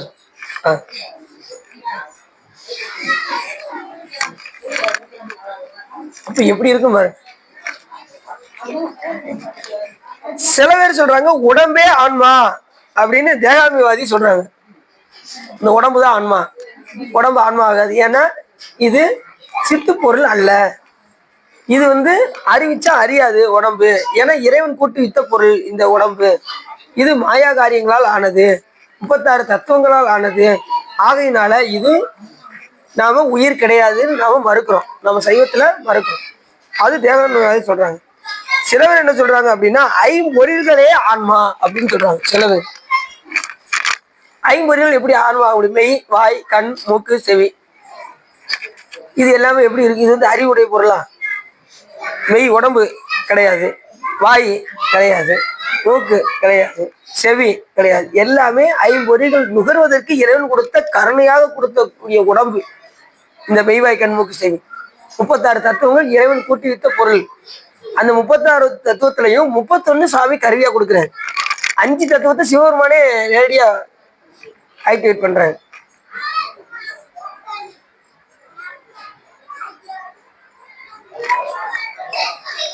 அந்த 5 தத்துவம் எப்படின்னா, இப்ப ஏற்கனவே ஒரு செல்போன் வச்சு உங்களுக்கு வழக்கம் சொன்னேன். செல்போன் இந்த தூள உடம்பு, உள்ள சிம் கார்டு உயிர். இந்த 2 இருந்தா உயிர் அது வேலை செய்யுமா? சார்ஜ் இருக்கணும், சார்ஜ் இருந்தா தான் செல்போன். அது மாதிரி மெயின் சுவிட்ச் யார்கிட்ட இருக்கு? சிவபெருமான்கிட்ட இருக்கு. அவர் நினைச்சாதான் என்ன செய்ய முடியும்? இந்த செல்போன் எப்படி சார்ஜ் இருந்தாதான் ஒர்க் ஆகுதோ, அதே போல சிவபெருமான் ஆக்டிவேட் பண்ணாதான் இந்த உயிர் இயங்கும். ஆட்டு வித்தால் ஆரொருவர் ஆடாதாரே, அடக்கு வித்தால் ஆரொருவர் அடங்காதாரே, ஓட்டு வித்தால் ஆரொருவர் ஓடாதாரே, உருகு வித்தால் ஆரொருவர் உருகாதாரே, ஆட்டு வித்தால் ஆரொருவர் பாடாதாரே, பணிவித்தால் ஆரொருவர் பணியாதாரே, காட்டுவித்தால் ஆரொருவர் காணாதாரே, காண்பாராய் கண்ணுதலாய் காட்டாக்கான். அவன் பார்த்து நம்ம அசைக்கலன்னா நம்ம என்ன செய்ய முடியாது, இயங்கவே முடியாது. இப்போ எல்லாமே திருவள்ளுவர் தான் நமக்கு துணை இருந்து எல்லாமே செய்யுது. செஞ்சாலும் நாம் என்ன சொல்றோன்னா, நான் தாங்க செஞ்சேன், நான் தான் சமையல் பண்ணேன், என்ன இப்போ சொல்கிறோம்ல, நான் பண்ண சமையல் எப்படி இருக்கு நீங்க டேஸ்ட் பண்ணி சொல்லுங்க அப்படிங்கிறோம்ல. நமக்கு உடனே நமக்கு யாரும் கொஞ்சம் பாராட்டிட்டாங்கன்னு வச்சுக்கோங்க, அவங்கள கையில பிடிக்க முடியாது. எனக்கு கிடையத்தான் சொன்னீங்களா நீங்க, இப்போ எனக்கு ரொம்ப ஒரு மாதிரி இருக்குங்க அப்படின்ட்டு. சமையல யாரா எடுத்தாலும் இந்த புகழ்ச்சிக்கு யாரும் இருந்தாலும் மயங்குவாங்க. இகழ்ச்சி யாராலையும் தாங்க முடியாது, இகழ்ச்சியும் தாங்க முடியாது, புகழ்ச்சியும் நம்மளால தாங்க முடியாது. ரெண்டுமே உச்சிக்கு போயிடுவோம். இது இன்பத்துல உச்சிக்கு போயிடுவோம், இது துன்பத்துல ஒரேடியா தோண்டு உட்காந்துருவோம். ஒரு ஆள் ஒன்று சொல்லிட்டாங்கன்னு வச்சுக்கோங்க, இவ்வளவு நாள் நல்லா பேசிக்கிட்டு இருந்தாங்க, இப்படி பேசிட்டாங்களே, அதை நினைச்சு நினைச்சு நினைச்சு நினைச்சு ஃபீல் ஆகுறேன். ஒரு சொல்ல தாங்க முடியாது நம்மளால. அதனாலதான் பார்த்து பேசணும் அப்படின்னு சொல்ற காரணம், வார்த்தையை விட்டுறக்கூடாது, அப்புறம் மீண்டும் எடுக்க முடியாது. அதனால வார்த்தையை யாரும் என்ன செஞ்சிடக்கூடாது, கொன்றக்கூடாது. அது நம்ம அடியாரா இருக்கோம். கண்டிப்பா எல்லார்ட்டும் எப்படி இருக்கணும்? அன்போடு தான் எல்லா இடத்தும் அன்பு செலுத்தணும். எந்த இடத்தும், அதாவது நீங்க ஒரு உயிரிடம் நீங்கள் பகை கொண்டீர்கள் என்றால் நல்லா தெரிஞ்சுக்கோங்க. சரி, இங்க பாருங்க, சரி பின்னாடி பாருங்க. நீங்க ஒரு உயிரிடம் பகை கொண்டாலும் அந்த பகையை நீக்குவதற்கு ஒரு பிறவி கட்டாயமாக வரும். பட்டினத்தார் சொல்றாரு, இந்த உலகத்துல நீங்க யாரையோ பகையை வச்சுக்கிட்டீங்கன்னு வச்சுக்கோங்களேன், அந்த பகையை நீக்குவதற்கு ஒரு பிறவி வரும். அது மாதிரி 2 பேரு சண்டை போட்டு கோர்ட்டு கேஸு அப்படின்னு போனாங்கன்னு வச்சுக்கோங்க, அவங்க 2 பேரையும் மறுபடியும் கணவன் மனைவியை போட்டு விட்டுரு. சண்டை ஓவரா, நீங்க கொஞ்சம் ஓவராவே போட்டுக்கிட்டு இருக்கீங்க. எல்லாமே அதுதான், எல்லாம் அதுதான், எல்லாமே எல்லாம் அடி முடி சண்டை போட்டு இருக்கிற ஆளுகளை பூரா சாமி என்ன பண்ணிடுவாரு, அண்ணனையும் வாக்கிடுவாரு சாமி. நீங்க ரொம்ப சண்டை போட்டீங்க சரிங்க அப்படின்னு. ஆனா மறுபிறவி எடுத்து இவங்க என்ன செய்வாங்க தெரியுமா? குடும்ப சண்டை நடந்துகிட்டு இருக்கோம், அவன் முடிய பிடிக்க சட்டையை பிடிக்க என்ன அப்படி நடந்துகிட்டு இருக்கும். அப்படியா அப்படின்ட்டு அதுக்கடுத்து இப்படி போய்கிட்டே இருக்கும். பிறவி என்னதான் பிறவி. அதுக்குதான் நம்ம இதுக்கெல்லாம் நம்ம ஆளாகாம சிவபெருமானை மட்டும் நினைச்சா நமக்கு என்ன வராது, அவரை மறந்தா பிறவி வந்துகிட்டே இருக்கும். ஒவ்வொரு சொற்பொழிலும் சொல்ற ஒரே காரணம், அவரை நினைந்து கொண்டே இருக்க வேண்டும். சும்மா இருந்தா கூட சாமி நினைங்க, அதுக்கப்புறம் நடக்கிறத மட்டும் பாருங்க. நீ சும்மா இருந்துட்டு ஏதாவது நினைக்கிங்கன்னு வச்சுக்கோங்களேன், உடனே அது நடக்கும். அனுபவத்துல சொல்றேன், நிறைய அனுபவப்பட்டிருக்கேன். எங்கேயாவது சும்மா ஒரு இடத்துல போய் காட்டுல வீட்டுல மாட்டிக்கிட்டோன்னு வச்சுக்கோங்க, சாமியை நினைச்சு திருமுறை பாடணும்னு வச்சுக்கோங்க, உள்ளுக்குள்ளே பண்ணோம்னா சாமி ஏதாவது ஒரு விதத்துல வந்துடுவாரு. இது கண்ட உண்மை. சதுரகிரியில நிறைய இடங்கள்ல சாமியை உணர்த்திருக்கு. அதனால நம்ம சாமி எளிமையான கடவுள். அவரை நீங்க நினைக்கத்தான் செய்யணும். நினைச்சா ஓடி வந்துடுவாரு. அதுவும் அடியாரெல்லாம் இருக்கக்கூடிய நீங்க நினைச்சா உடனே ஓடி வர்றதுக்கு தயாரா இருக்கு. எளிவந்த பிறான்னாரு சுந்தரம் சாமி. எளிவந்த இன்ன தன்மையின் என்று அறிவொன்னா எம்மானை எளிவந்த பிரானை அன்னம் வைகும் வயற்பள்ளத்தனி அரூரானை மறக்கணுமாமே என்று சொல்வதற்கு இணங்க எளிவந்து ஓடி வந்து சாமி அருள் கொடுக்குறது. நாம நினைக்கிறோம். எல்லா அருளாளர்களும் என்ன சொல்றாங்க? நினைமின் மிகவே நினைமின்கள் மிக்க எல்லாம் போக விடுமின்கள் நகவே ஞானத்து உள்புகுந்து நாயே அணைய நம்மை ஆண்ட தகவே உடையான் தன்னை சார தளராது இருப்பான் தாம் தாமே தாமே தமக்கு சுற்றமும் தாமே தமக்கு விதி வகையும் யாமார் யமதார் பாசமார் என்ன மாயம் போன. இந்த மாயம்லாம் எப்போ போக போகுது? நம்ம எப்ப இறைவனை நினைக்க போறோம்? அது எப்படி சொன்னாரு? மிகவே நினைவுங்கள். சாமி எப்படி நினைக்கணுமா? சும்மா ஒரு நிமிஷம் 2 நிமிஷம்னா அரை நிமிஷம் கூட அதுக்கு அடிப்படை அதுல இருந்து வரணும். ஆனா அதிக நேரம் இறைவனை நினைக்கும். மிகவே நினைவுங்கள் அப்படின்னு சொல்லல. சொன்னது யாரு? என்ன இப்படி வச்சுக்கீங்க? மாணிக்கவாச பெருமான் யாத்திரை பத்து மிகவே நினைவுங்கள் மிக்க எல்லாம் மித்த எல்லாம் விட்டுருங்க. தேவையில்லாதெல்லாம் போய் மனசுல போட்டு நினைச்சுக்கிட்டு இந்த பிள்ளை எப்படி இருக்குங்களே, இந்த பேரங்க எப்படி இருக்காங்களே, இப்படிலாம் நீங்க நினைக்கவே வேண்டாம். ஏன்னா கொடுத்தது யாரு? இந்த பிள்ளைகளை கொடுத்தது யாரு? சாமி கொடுத்துருக்காரு. அவர் தான் வளர்ப்பாரு. நாமெல்லாம் நினைச்செல்லாம் வளர்க்க முடியாது. நல்லா தெரிஞ்சுக்கோங்க. பேதித்து வளர்த்தெடுத்த மெய்வலை தன் பாதத்திறம்பாடி ஆடையிலோர் இம்பாவாய். சாமி கொடுத்த குழந்தை அவர் வளர்ப்பாரு. அவருக்கு தெரியும் எப்படி வளர்க்கணும்னு. நீங்க போய் கேட்கணும்னு அவசியமே இல்லை. அவர் எல்லாத்தையும் செய்வார். எந்த நேரத்தில் அந்த உயிருக்கு எது தேவை என்று இறைவன் ஊட்டுவார். அதாவது செய்த வினைப்பயனுக்கு தகுந்தவாறு அதனுடைய வினைப்பயனை அது அனுபவிக்கும். அந்தந்த உயிர் அனுபவிக்கும். அப்ப நீங்க என்ன செய்யக்கூடாது? எதை நினைத்தும் நீங்க கவலைப்பட வேண்டிய அவசியமே இல்லை. எல்லாம் இறைவன் செயல் நினைச்சிட்டீங்கன்னா இறைவன் ஊட்டுறதை நீங்க பார்த்துக்கிட்டே இருப்பீங்க. இப்ப நீங்க சந்தோஷமா இருந்தீங்கன்னா ஏதோ நம்ம புண்ணியம் பண்ணியிருக்கோம்னு நீங்க நினைச்சுக்கிடணும். அது சிவபெருமானுடைய திருவருளால் நடக்கு. ஒரு துன்பம் வருது அப்படின்னா யாருக்கும் நம்ம தீமை செஞ்சிருக்கோம், அதனால நமக்கு துன்பமாக வருது, அதுவும் சிவபெருமான் திருவருள் அப்படின்னு நினைச்சிட்டா போதும். அவ்வளவுதான். நீ செய்ய வேண்டிய வேலை இருவினை ஒப்பு வரணும். வந்துருச்சுன்னா என்ன வந்துடும்? மலை பரிபாகம் வாங்கும், சத்தினிபாதம் வந்துடும். இப்படி ஒவ்வொருத்தரும் என்ன செய்வாங்க? ஐம்பொறிகளே ஆன்மா அப்படின்னு யார் சொல்றாங்கன்னா ஆன்மவாதி சொல்றாங்க. அவங்க ஐம்பொறிகள் தாங்க ஆன்மா. அப்படி சொன்னா ஆன்மா வந்துருமா? ஆன்மா ஆயிருமா? ஐம்பொறிகளுக்கு என்ன கிடையாது? அறிவு கிடையாது. 30 தத்துவங்களுக்கு அறிவு கிடையாது. அறிவற்ற ஜடம். அறிவற்ற ஜடத்தை எப்படி நம்ம ஆன்மான்னு சொல்ல முடியும்? ஏன்னா ஆன்மா சித்துப்பொருள்.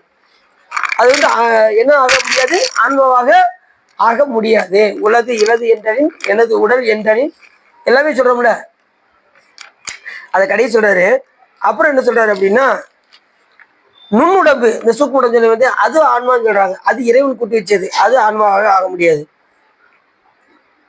உடம்புன்னு வந்துட்டாலே சாமி கருவிகரணங்கள் அனைத்தையுமே எதுல இருந்து கொடுக்காரு?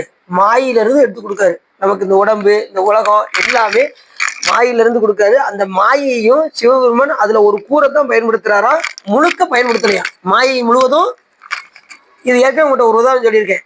இப்போ ஒரு குயவன் ஒரு பானை செய்ய வேண்டும் என்றால் எவ்வளவு அவனுக்கு தேவைக்கு மண் எடுத்து அந்த பானையை செய்வானோ அது போல மண்ணு நிறைய இருந்தாலும் அவன் தேவைக்கு எவ்வளவு எடுக்கணுமோ எடுத்து பானை செய்வான் பார்த்தீங்களா? அதே போல சிவபெருமான் எண்ணில்லாத மாயையே அதுல ஒரு கூரை எடுத்துதான் சாமி என்ன பண்றாரு? இந்த அகிலாண்ட கோடி எல்லாம் அதுல ஒரு கூரை தான் எடுத்து பயன்படுத்துறாராம். மொத்த மாயும் பயன்படுத்த எப்படி இருக்கும் நீயே யோசிச்சு பாருங்க. அப்படிலாம் அவருக்கு அந்த மாதிரி வேலைலாம் அவருக்கு இருக்காது. இந்த உயிர்களை காக்குறதுக்கு இதை மீடர் முடியல. எத்தனையோ ஆன்மாக்கள் இருக்கு, எத்தனையோ கோடி உலகங்கள் இருக்கு, எத்தனையோ கோடி அண்டங்கள் இருக்கு. அத்தனை கோடி அண்டங்களும் எத்தனையோ உயிர்கள் வாழுது. அத்தனையும் கட்டி காப்பது யாருன்னா சிவபெருமான். இரு இணை இல்லாதவன் ஈசன் ஒருவன். அவர் அழிவே இல்லாத ஒரே கடவுள் யாருன்னா சிவபெருமான் ஒருத்தர் தான். அதாவது பிறப்பு இறப்பு இல்லாதவர் சிவபெருமான் ஒருவரே.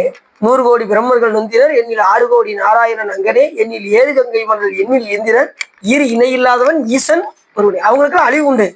பிரம்மா விஷ்ணுக்கெல்லாம் அழிவு உண்டு. இந்திரருக்கு அழிவு உண்டு. ஆனா இரு இணை இல்லாதவன் யாரு? ஈசன் ஒருவன். ஏன் ஈசன் சொன்னா அவர் ஒருத்தர் தான் எல்லா உயிர்களுக்கும் சொந்தக்காரர். அதனால ஈசன் அப்படின்னாரு. அப்படி சொல்றாரு. இப்படி ஒவ்வொன்னா இதெல்லாம் ஆன்மா அப்படின்னு சொல்றாரு.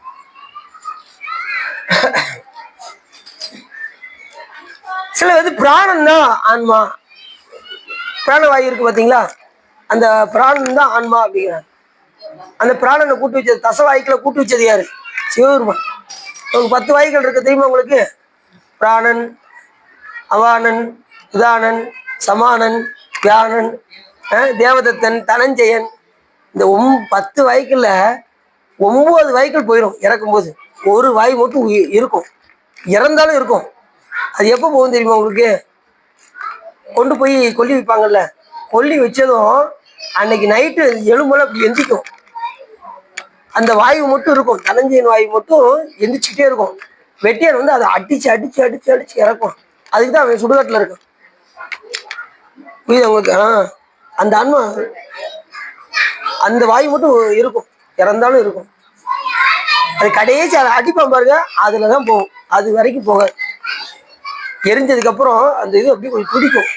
அது அந்த எலும்பு 2 அடி அடித்து இறக்குனதும் மறுநாள் காலையில் அப்படியே எல்லாத்தையும் எடுத்து அந்த கொஞ்சம் கொஞ்சமாக எல்லாத்தையும் எலும்புல கொஞ்சம் அந்த துகளில் கொஞ்சம் எல்லாத்தையும் எடுத்து உங்கள் கையில் இந்தாங்க உங்கள் அப்பா இந்தாங்க அப்படின்னு சொல்லி கொடுப்பாங்க. அவ்வளோதான் வாழ்க்கை. முடி சாய்ந்த மன்னரும் முடிவில் ஒரு முடி சாம்பல்ல எல்லாம் முடிஞ்சிடும். நம்ம என்ன செய்யணும்னா, இப்ப நம்ம சுடுகாடை வந்து நம்ம எப்படி மாத்துறோம்னா, அதையே நம்ம வழிபாட மாத்தலாம். சுடுகாடை வழிபாட மாத்தலாம். தெரியுமா உங்களுக்கு? சொல்லலையா உங்களுக்கு? அது மயான வைராக்கியம் பேரு. அங்க போய் சொல்லுவாங்க இவர் எப்படி வாழ்ந்தாரு அப்படிம்பாங்க பார்த்தீங்களா? அதுபோல நாம இனிமேல் எப்படி வாழணும் அப்படின்னு நம்ம கத்துக்கணும். அந்த மயானத்துல கும்பிடுறாங்க. அது மற்றவங்களுக்கு. நமக்கு வந்து அப்படி இல்லை. நம்ம வந்து வழிபாடுல உழைப்பா இருக்கணும்னு சொல்லி நம்ம மயான வைராக்கியம் நமக்கு வரணும். இவர் எப்படி வாழ்ந்தாரு அப்படின்னு நம்ம சொல்றோம்ல, அதே போல நாம இந்த மண்ணுலகத்துல போறதுக்குள்ள நாம செய்ய வேண்டிய வேலையை செய்து வைக்க வேண்டும் என்கின்ற மயான வைராக்கியம் இருக்க வேண்டும். எப்போ உயிர் போகும்னு சொல்ல முடியாது. நாமளும் ஒரு நாள் மயானத்துக்கு போகத்தான் செய்யணும். அதுக்குள்ளே நம்ம வேலை என்ன? சாமி நமக்கு எதுக்காக படைச்சு இங்க அனுப்பியிருக்காரு? வந்த வேலை என்ன? முதல்ல அவர் கொடுக்கக்கூடிய இது என்னது? நர ஒரு ரேச துளிர் விட்டுச்சா ஒழுங்கா வழிபாடு பண்ணிரு அப்படின்னு சாமி கொடுக்குற முதல் ஆப்ஷன் அதுதான். நம்மளால வழக்கம் போல டை அடிச்சு 10 நோட்டீஸ். 2வது திரை, நம்மளால கண்ணாடி போட்டு 10 நோட்டீஸ். கடைசி மூப்பு வந்துடும், ஒண்ணுமே செய்ய முடியாது. இருக்கும்போது என்ன செஞ்சிடணும்? தேவனை வழிபாடு செஞ்சு உய்யக்கூடிய வழியை நம்ம பார்த்துக்கணும். சரி, அடுத்த சுத்த பிரம்மம். ஆன்மவாதிகள் சொல்றாங்க சுத்த பிரம்மமே அப்படின்னு சொல்லி சொல்றாங்க. எப்படி நம்ம பிரம்மம் சொல்ல முடியும்? இந்த ஆன்மான்னு நமக்கு எப்படி தெரியும்? இப்ப எதை வச்சு அவங்க சொல்றாங்க பிரம்மம் தான் கடவுள்னு சொல்லி? இது ஆன்மான்னு எப்படி சொல்றாங்க? பிரம்மம் கடவுள் இது ஆன்மாவாக ஆக முடியாது. சில பேர் என்ன சொல்றாங்க அப்படின்னா, எல்லா கருவிகளுமே ஆன்மாங்க. ஆன்மீகவாதி சொல்றாங்க எல்லா கருவியுமே ஆன்மா. அப்படி இருக்க முடியுமா? ஏன்னா எல்லா கருவியும் என்னது? தத்துவங்களால் ஆனது, ஜடம். அதனால அதுவும் ஆன்மா ஆக முடியாது. அப்ப எதுதான் ஆன்மா அப்படின்னா, நீ எதை கொண்டு ஆன்மா இல்லை என்று கூறுகிறையோ அதுதான் ஆன்மா. அது ஆன்மா ஒண்ணு கிடையாது அப்படின்னு எந்த அறிவை கொண்டு சொல்ற? இப்ப இல்லைன்னு சொல்றீங்களா? இலது எழுதலில் உலது இல்லைன்னு சொல்றீங்களா? அந்த அறிவு தான் ஆன்மா. அது எப்படி இருக்கும் அப்படின்னா, கண்ணுக்கு தெரியாது, சாமி ஒருத்தருக்கு தான் தெரியும். இறைவன் போல இதுவும் வியாபகம், அது முற்றும் வியாபகம், இது அடங்கிய வியாபகம். இப்ப அடுத்து சொல்ல போறாங்க அது எப்படி எப்படியெல்லாம் வியாபகத்துள்ள அடங்கி இருக்குன்னு சொல்லி சொல்ல போறாங்க. முற்றும் வியாபகம், அடங்கிய வியாபகம். இப்ப உங்க மனமானது நல்லா தெரிஞ்சுக்கோங்க, உங்க மனமானது எது வரைக்கும் வியாபகம் செல்கின்றதோ, இப்ப அமெரிக்காவுக்கு போகுதுன்னு வச்சுக்கோங்க. நீ நினைக்கிற நேரத்தில் அமெரிக்கா நினைச்சீங்கன்னா உங்க உயிரோட வியாபகம் அது வரைக்கும் போகும், அது வரைக்கும் செல்லும். ஆனா நீங்க என்ன நினைக்கிறீங்க? என் உடம்புக்குள்ளதான் உயிர் இருக்குன்னு நினைக்கிறதுனால உங்க உடம்புக்குள்ள இருக்கிறதா நீங்க நினைக்கிறீங்க. ஆனா உங்க உயிரானது வெளியேயும் உண்டு. ஏன்னா இதுவும் வியாபகம், இது அடங்கிய வியாபகம். எப்படி சிவத்துக்குள் சக்தி அடங்கி இருக்கின்றதோ, நல்லா தெரியுங்க, சிவத்துக்குள் எப்படி சக்தி அடங்கி இருக்கின்றதோ அதே போல இதுவும் அடங்கி இருக்கின்ற வியாபகம். ஆனா சிவசக்தியை பிரிக்க முடியாது, நம்ம அதை கூட உதாரணம் சொல்ல முடியாது. இது வந்து அடங்கிய வியாபகம். கடைசி சிவம் மட்டும்தான் தனியா நிற்கும் ஏக பாதத்துல. சக்தியை முதற்கொண்டு தனக்குள்ள ஒடுக்கி சுவாமி ஏக பாதத்துல நிற்பார். அப்படி ஒன்று ஒன்று ஒடுக்கி ஒடுக்கி ஒடுக்கி ஒடுக்கி கடைசி எல்லாத்தையும் ஒடுக்கி சுவாமி சக்தியை முதற்கொண்டு தனக்குள்ள ஒடுக்கி ஏக பாதத்தில் இருப்பார். அதான் சொல்றாரு. இப்படி இந்த பாட்டு முழுவதும் சொல்லி வர்றாரு. இதெல்லாம் ஆன்மா கிடையாது, வியாபித்து நிற்கும் முக்குணங்களே ஆன்மா என்று சொன்னாலும் குணமும் அறிவற்ற ஜடம், அதுவும் ஆன்மாவாக முடியாது. சரீரம் ஜடமாதலால் அறிவுடையனாகிய ஆன்மா அல்லாமல் தனது போக்குவரவு செய்ய மாட்டாது. இல்லைன்னா நம்ம பிறவிக்கு வர வேண்டிய அவசியமே கிடையாது. நம்ம அது ஜடப்பொருளை போய் நம்ம ஆன்மான்னு சொன்னா நாம ஏன் பிறவி எடுக்கணும்? ஜடப்பொருளை ஆன்மான்னு சொன்னா நாம ஏன் பிறவி எடுக்கணும்? பிறவி எடுக்காம இருந்துடலாமே, எதுக்காக? அப்ப அறிவு பொருளா இருக்க போய் நம்ம பிறவி எடுக்கிறோம். யோசிச்சு பாருங்க. அறிவு இருக்க போய் தானே பிறவி எடுத்து துன்பப்படுறோம், இன்பம் துன்பம் ரெண்டையும் அறிவிக்கிறோம். ஆனா அப்படி கிடையாது அப்படின்னு சொல்லி நம்ம அருளாளர்கள் சொல்றாங்க. மாயாவாதிகள் உயிரை விளங்கிய அறிவென்று கூறுவார்கள். வைதிகர்கள் மனம் முதலிய தத்துவங்கள் கடின காலத்து அறிவு உண்டாகும் என்பார்கள். பரிணாமவாதிகள் ஆன்மாவுக்கு சுதந்திரமாய் அறிவு இல்லை அப்படி என்று கூறுவார்கள். எல்லாம் அறியும் இறைவன் உணர்த்தினால் உணரும் என்பார்கள். இதுதான் கரெக்ட். இறைவன் உணர்த்த உணர்வதுதான் ஆன்மா. உணர்த்த உணர்தலில் மாயா இயந்திர தனுவினுள் ஆன்மா. இந்த ஆன்மாவானது உணர்த்த உணரும், அறிவிக்க அறியும். அதுதான் ஆன்மா.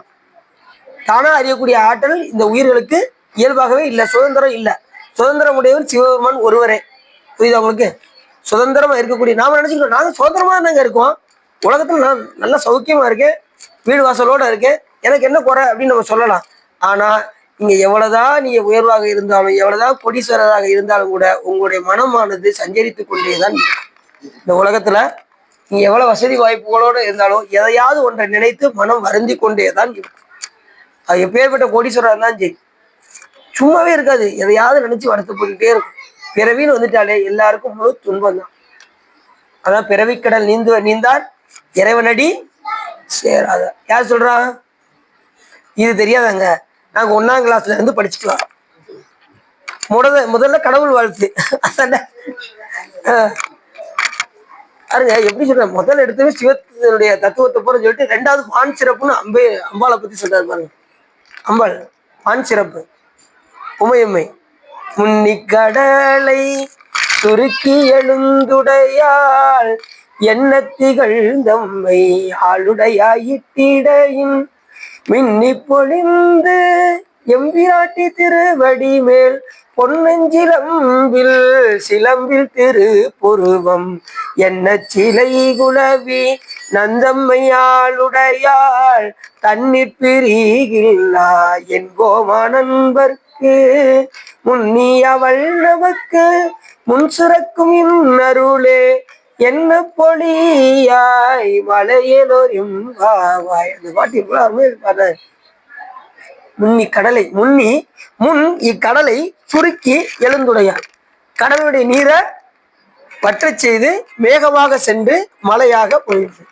அந்த மேகத்தை அம்பாளுடைய நிறமாக வர்ணிக்கிறது. கருநிறமாக அம்பாளை வர்ணிச்சு அதனுடைய வானவில்ல அம்பாளுடைய புருவமாக எண்ணி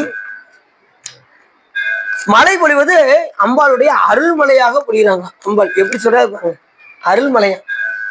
அம்பாள் கொடுக்கக்கூடியது என்னது? அருள்மலை. இப்ப நமக்கு திருமுறை நல்ல பாடம் வருதுன்னா அம்பாளுடைய அனுக்கிரகம் ரொம்ப இருக்குன்னு அர்த்தம். நீங்க திருமுறை பாடுறீங்க அப்படின்னா, ஏன்னா அம்பாள் அனுக்கிரகம் இல்லாம நம்ம என்ன செய்ய முடியாது, திருமுறைய பாட முடியாது. ஏன்னா அம்பாள் இயக்க சக்தி முழுவதுமே யாரு? அம்பாள். அப்படி இருந்தாதான் நம்ம பாட முடியும். முன்னி அவள் நமக்கு முன் சுரக்கும் இன்னருளே. சிவபெருமான் வர்றதுக்கு முன்னாடி யார் வந்துருவாங்களாம்? அம்பாள் அருள் கொடுக்க வந்துருவாங்களாம். ஞானசம்பந்த பெருமானுக்கு யார் பால் கொடுத்தா? அம்பாள் பால். சிவபெருமான் வர்றதுக்கு முன்னாடி நம்ம முன்னாடி போய், ஏன்னா தாய் உடனே போவாங்க, உடனே என்னன்னு பார்த்து பிள்ளைக்கு போய் செய்ய வேண்டியது செய்வாங்கல்ல, அது போல அம்பாள் உடனே நமக்கு அருள் கொடுப்பதற்கு முன்னி அவள் நமக்கு முன் சிறக்கும் இன்னருளே. யாருக்கு முன்னாடி? சிவபெருமானுக்கு முன்னாடி அருள் செய்யக்கூடிய ஒரு ஆற்றல் அம்பாள். அதான் முன்னி அவள் நமக்கு முன் சிறக்கும் இன்னருளே என்ன பொழியாய் மலையிலோ என்பார்கள். அந்த அம்பாளும் சிவபெருமான் கட்டளைப்படிதான் செய்வார்கள், அதை மறந்துடக்கூடாது. அம்பாள் முன் சுரக்கும் இன்னருடைய இருந்தாலும் கூட சிவபெருமான் கட்டளைப்படிதான் சக்தி வேலை செய்யும். சிவபெருமான் நினைச்சாதான் அது முடிக்கும், சிவபெருமான் நினைக்காம சக்தி முடிக்காது. அப்ப எல்லாத்துக்கும் மூல காரணம் யாரு? இப்ப இந்த உலகத்தை படைக்க வேண்டும் என்று விரும்புறது யாரு? நினைச்சது யாரு? சுவாமி நினைக்கிறாரு. தன் சக்தியை கொண்டு உலகத்தை படைக்கின்றார், தன் சக்தியை கொண்டு காக்கின்றார், தன் சக்தியை கொண்டு ஒடுக்குகின்றார், தன் சக்தியை கொண்டு மறைக்கின்றார், தன் சக்தியை கொண்டு அருள் புரிகின்றார். எல்லாமே சக்தியை தான் செய்யும். தன்னிலையில் சிவம் உருவம் தாங்கி வந்தாச்சுன்னா சக்தி, அவ்வளவுதான், வேற ஒண்ணும் கிடையாது. தன்னிலை எப்படி இருப்பாரு? சிவம் சொரூப நிலைன்னு பேரு. அது இன்ன தன்மையன் என்று அறிவொன்னா எம்மானை எளிவந்த பிராணை அன்னம் வைகி. இந்த எளிவந்த பிராணைங்கிறது சக்தி. இன்ன தன்மையன் என்று அறிவொன்னா எம்மானைன்னு சொல்றது சிவம். சுந்தரம் சாமியுடைய பாட்டல் நீங்க எடுத்துக்கிட்டீங்கன்னா தெரிஞ்சிடும். அவர் எப்படி பிரிச்சு சொல்றாரு பாருங்க. சாமி இப்படிதான் இருப்பாருன்னு சொல்லி நம்ம அறிவை கொண்டு நாம சொல்லவே முடியாது. சாமி இப்படி நடராஜா தான் இருப்பாரா? இல்ல, அதுக்கும் ஒப்பாளர் இருப்பாரு.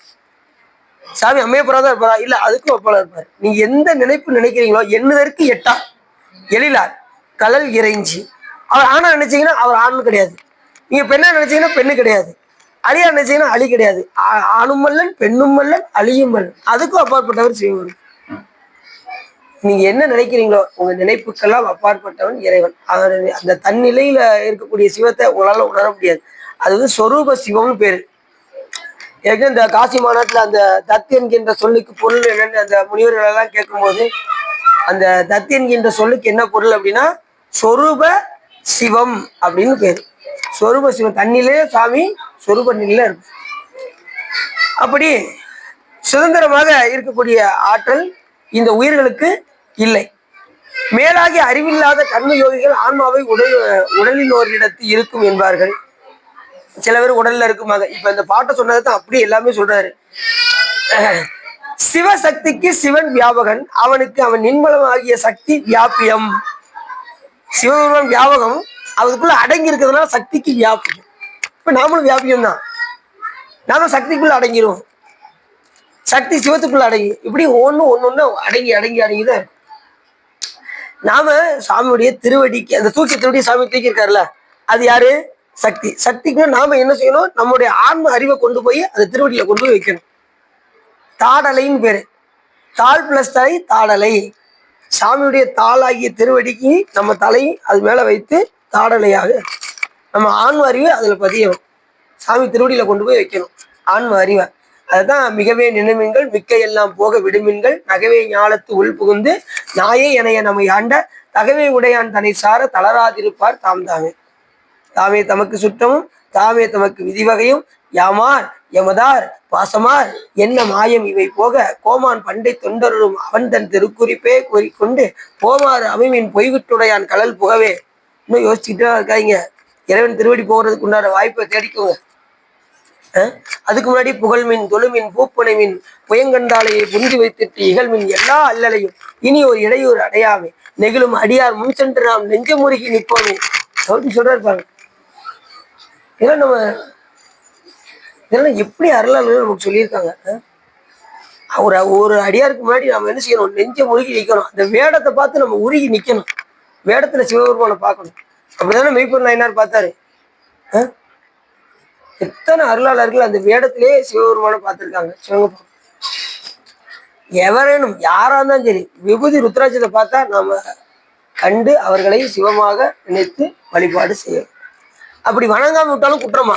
இப்ப திருநீர் பூசி ஒருத்தர் எதுக்கு வந்தாருன்னு வச்சுக்கோங்க, அப்படின்ட்டு அவ பார்த்துட்டு போனா குற்றம்.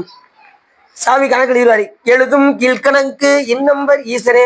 அன்னைக்கு பாத்தீங்கன்னா இவங்க சைக்கிள் வந்துகிட்டு இருக்காங்க, அப்படின்னு ஆட்டோல போய்கிட்டு இருக்கேன். சைக்கிள் அப்படி கீழே போட்டுருவாங்க உங்களுக்கு, அப்படி சிவா அப்படின்ட்டாங்க. அப்படின்னு பயந்த வேண்டேன். எவ்வளவு பண்ணுவீங்க, உண்மையிலே ஆச்சரியமா போச்சு. சைக்கிள் வந்து இறங்கிட்டு கீழே சைக்கிள் கீழே கூட்டி சிவா வணக்கம் சிவா அப்படிங்காங்க.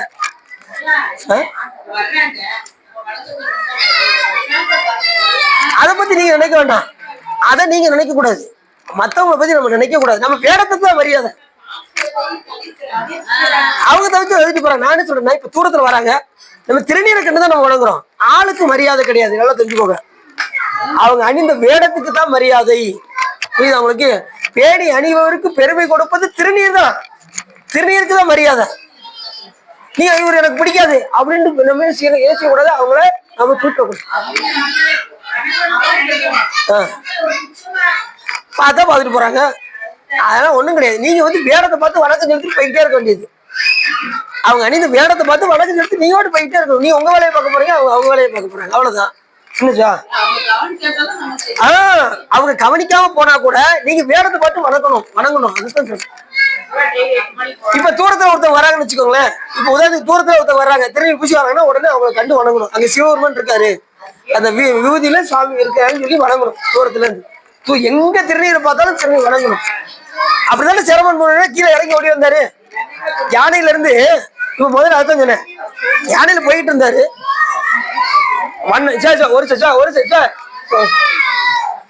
யானையில போய்கிட்டு இருந்தாரு, மண்ணா இருக்காங்க பாருங்க.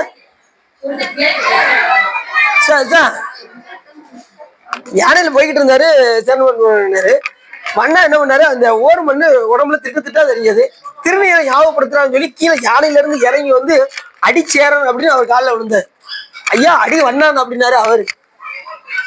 சாமி என் காலில் போய் விழுறீங்க அப்படின்னதும், நீ எனக்கு திருநீரை ஞாபகப்படுத்தலப்பா, அதனால உன்னை வணங்குறேன் அப்படின்னாரு. மன்னர் போய் வண்ணாங்காலில் போய் விழுந்து ஆத்தினாங்க. என்ன காரணம்? அதுதான் வணங்கிட்டு போவோம், அந்த வணக்கம் செலுத்தணும். அவரு திரைக்கு ஒவ்வொரு மண்ணை பார்த்தே வணக்கம் சொன்னாரு. நம்ம திருநீரை பார்த்தும் வணக்கம் செலுத்தணும்னா மிகப்பெரிய குற்றம். ஆனால் யாரு திருநீர் பூசியிருந்தாலும் உடனே அவங்களை பார்த்து தூரத்துல இருந்தா கூட பார்த்ததுமே அந்த வேடத்தை கண்டு நாம வணங்கி சரிதானே சார்? இப்போ எல்லாருமே சார் வணக்கம் சிவா, வணக்கம் சிவா, வணக்கம் சிவா, எல்லாரும் ஓடாலா? அது நல்ல விஷயம்தான், நல்ல விஷயம்தான். ஆனா நம்ம பேசிக்கிட்டு இருக்கும்போது நம்ம எல்லாரும் சரி எல்லாம் இறைவன் செயல். அதனால யாராலும் கண்டு நம்ம என்ன செய்யணும்? வணக்கம், அதுதான் முறை. சரி,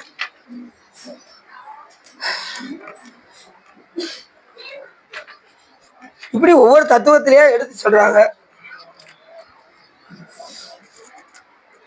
சிவம் வியாபகம், நிர்மலாகிய சக்தி வியாபியம். அவ சிவசக்திக்கு ஆன்மாவுக்கு வியாபகி, ஆன்மாக்களுக்கு வியாபகம். அவ ஆன்மாக்கள் அவளுக்கு வியாபியம், அவருக்கு அவர் சக்திகள் வியாபியம். அச்சக்திக்கு ஆன்ம சக்தி வியாபகம், அவ ஆன்மா சக்திக்கு சகம் வியாபியம். வியாபியம் எல்லாமே எதுக்குள்ள அடக்கும்? சக்திக்குள்ள எல்லா ஆன்மாவும் அடங்கி நிற்கின்ற காரணத்தினால் இது வியாபியம். இது வந்து அடங்கிய வியாபகம் பேரு. சாமி ஒருத்தர் தான் முற்று வியாபகம், மற்ற எல்லாமே அடங்கிய வியாபகம் தான். அந்த எப்படி சொல்லலாம் குறிப்பு? இப்ப நம்ம சொன்னோம்ல, நம்மளுடைய மனமானது எது வரைக்கும் சொல்லுதோ அது வரைக்கும் தான் நம்மளுடைய வியாபகம் அடங்கியிருக்கும். அதுக்கு மேலே நம்மளால போக முடியாது. சாமி அதற்கெல்லாம் அப்பாற்பட்டவர். அவர் எல்லா உலகமும் ஆனாய் நீயே. அவர் உலகத்தெல்லாம் தாண்டி இருக்காரு. அவருடைய திருவடி எப்படி இருக்கு? பாதாள 7க்கும் அப்பால இருக்கு. நம்ம பாதாளம் வரைக்கும் கூட யோசிச்சிடலாம், அதுக்கு மேலே நம்மளால யோசிக்க முடியாது. அதுக்கப்புறம் விளங்குது. அந்த பாட்டுல சொல்றல, பாதாளம் 7, பாதாளம் 7னும் கீழ் சொற்கழிவு பாதமல போதார் பூனை முடியும் எல்லா பொருள் முடிவே பேதை ஒரு வாழ் திருவேணி ஒன்றல்லன் வேத முதல் விண்ணோரும் மண்ணும் துதித்தாளும் போத உலவா ஒரு தோழன் தொண்டருளன் ஓதுறதுக்குலாம் அப்பாற்பட்டவர் இறைவன். பாதாளம் 7னும் கீழ் சொற்கழிவு பாதமலர். சொற்பிரபஞ்சம் பொருட்பிரபஞ்சத்தெல்லாம் தாண்டி சொற்கழிவு பாதமலர்னு என்ன அர்த்தம்? சொற்பிரபஞ்சத்தெல்லாம் தாண்டி சாமியுடைய திருவடி வேணும். ஒரு சொல் எழுது பார்த்தீங்களா, அந்த சொல்லுக்கெல்லாம் நாத தத்துவத்துக்கெல்லாம் அப்பாற்பட்டது சுவாமியுடைய திருவடி. பொருட்பிரபஞ்சம் சொற்பிரபஞ்சம் எல்லாவற்றையும் கடந்தது சுவாமியுடைய திருவடி. அப்படி சொல்றாரு. இதை சொல்லிட்டு அடுத்து சொல்றாரு,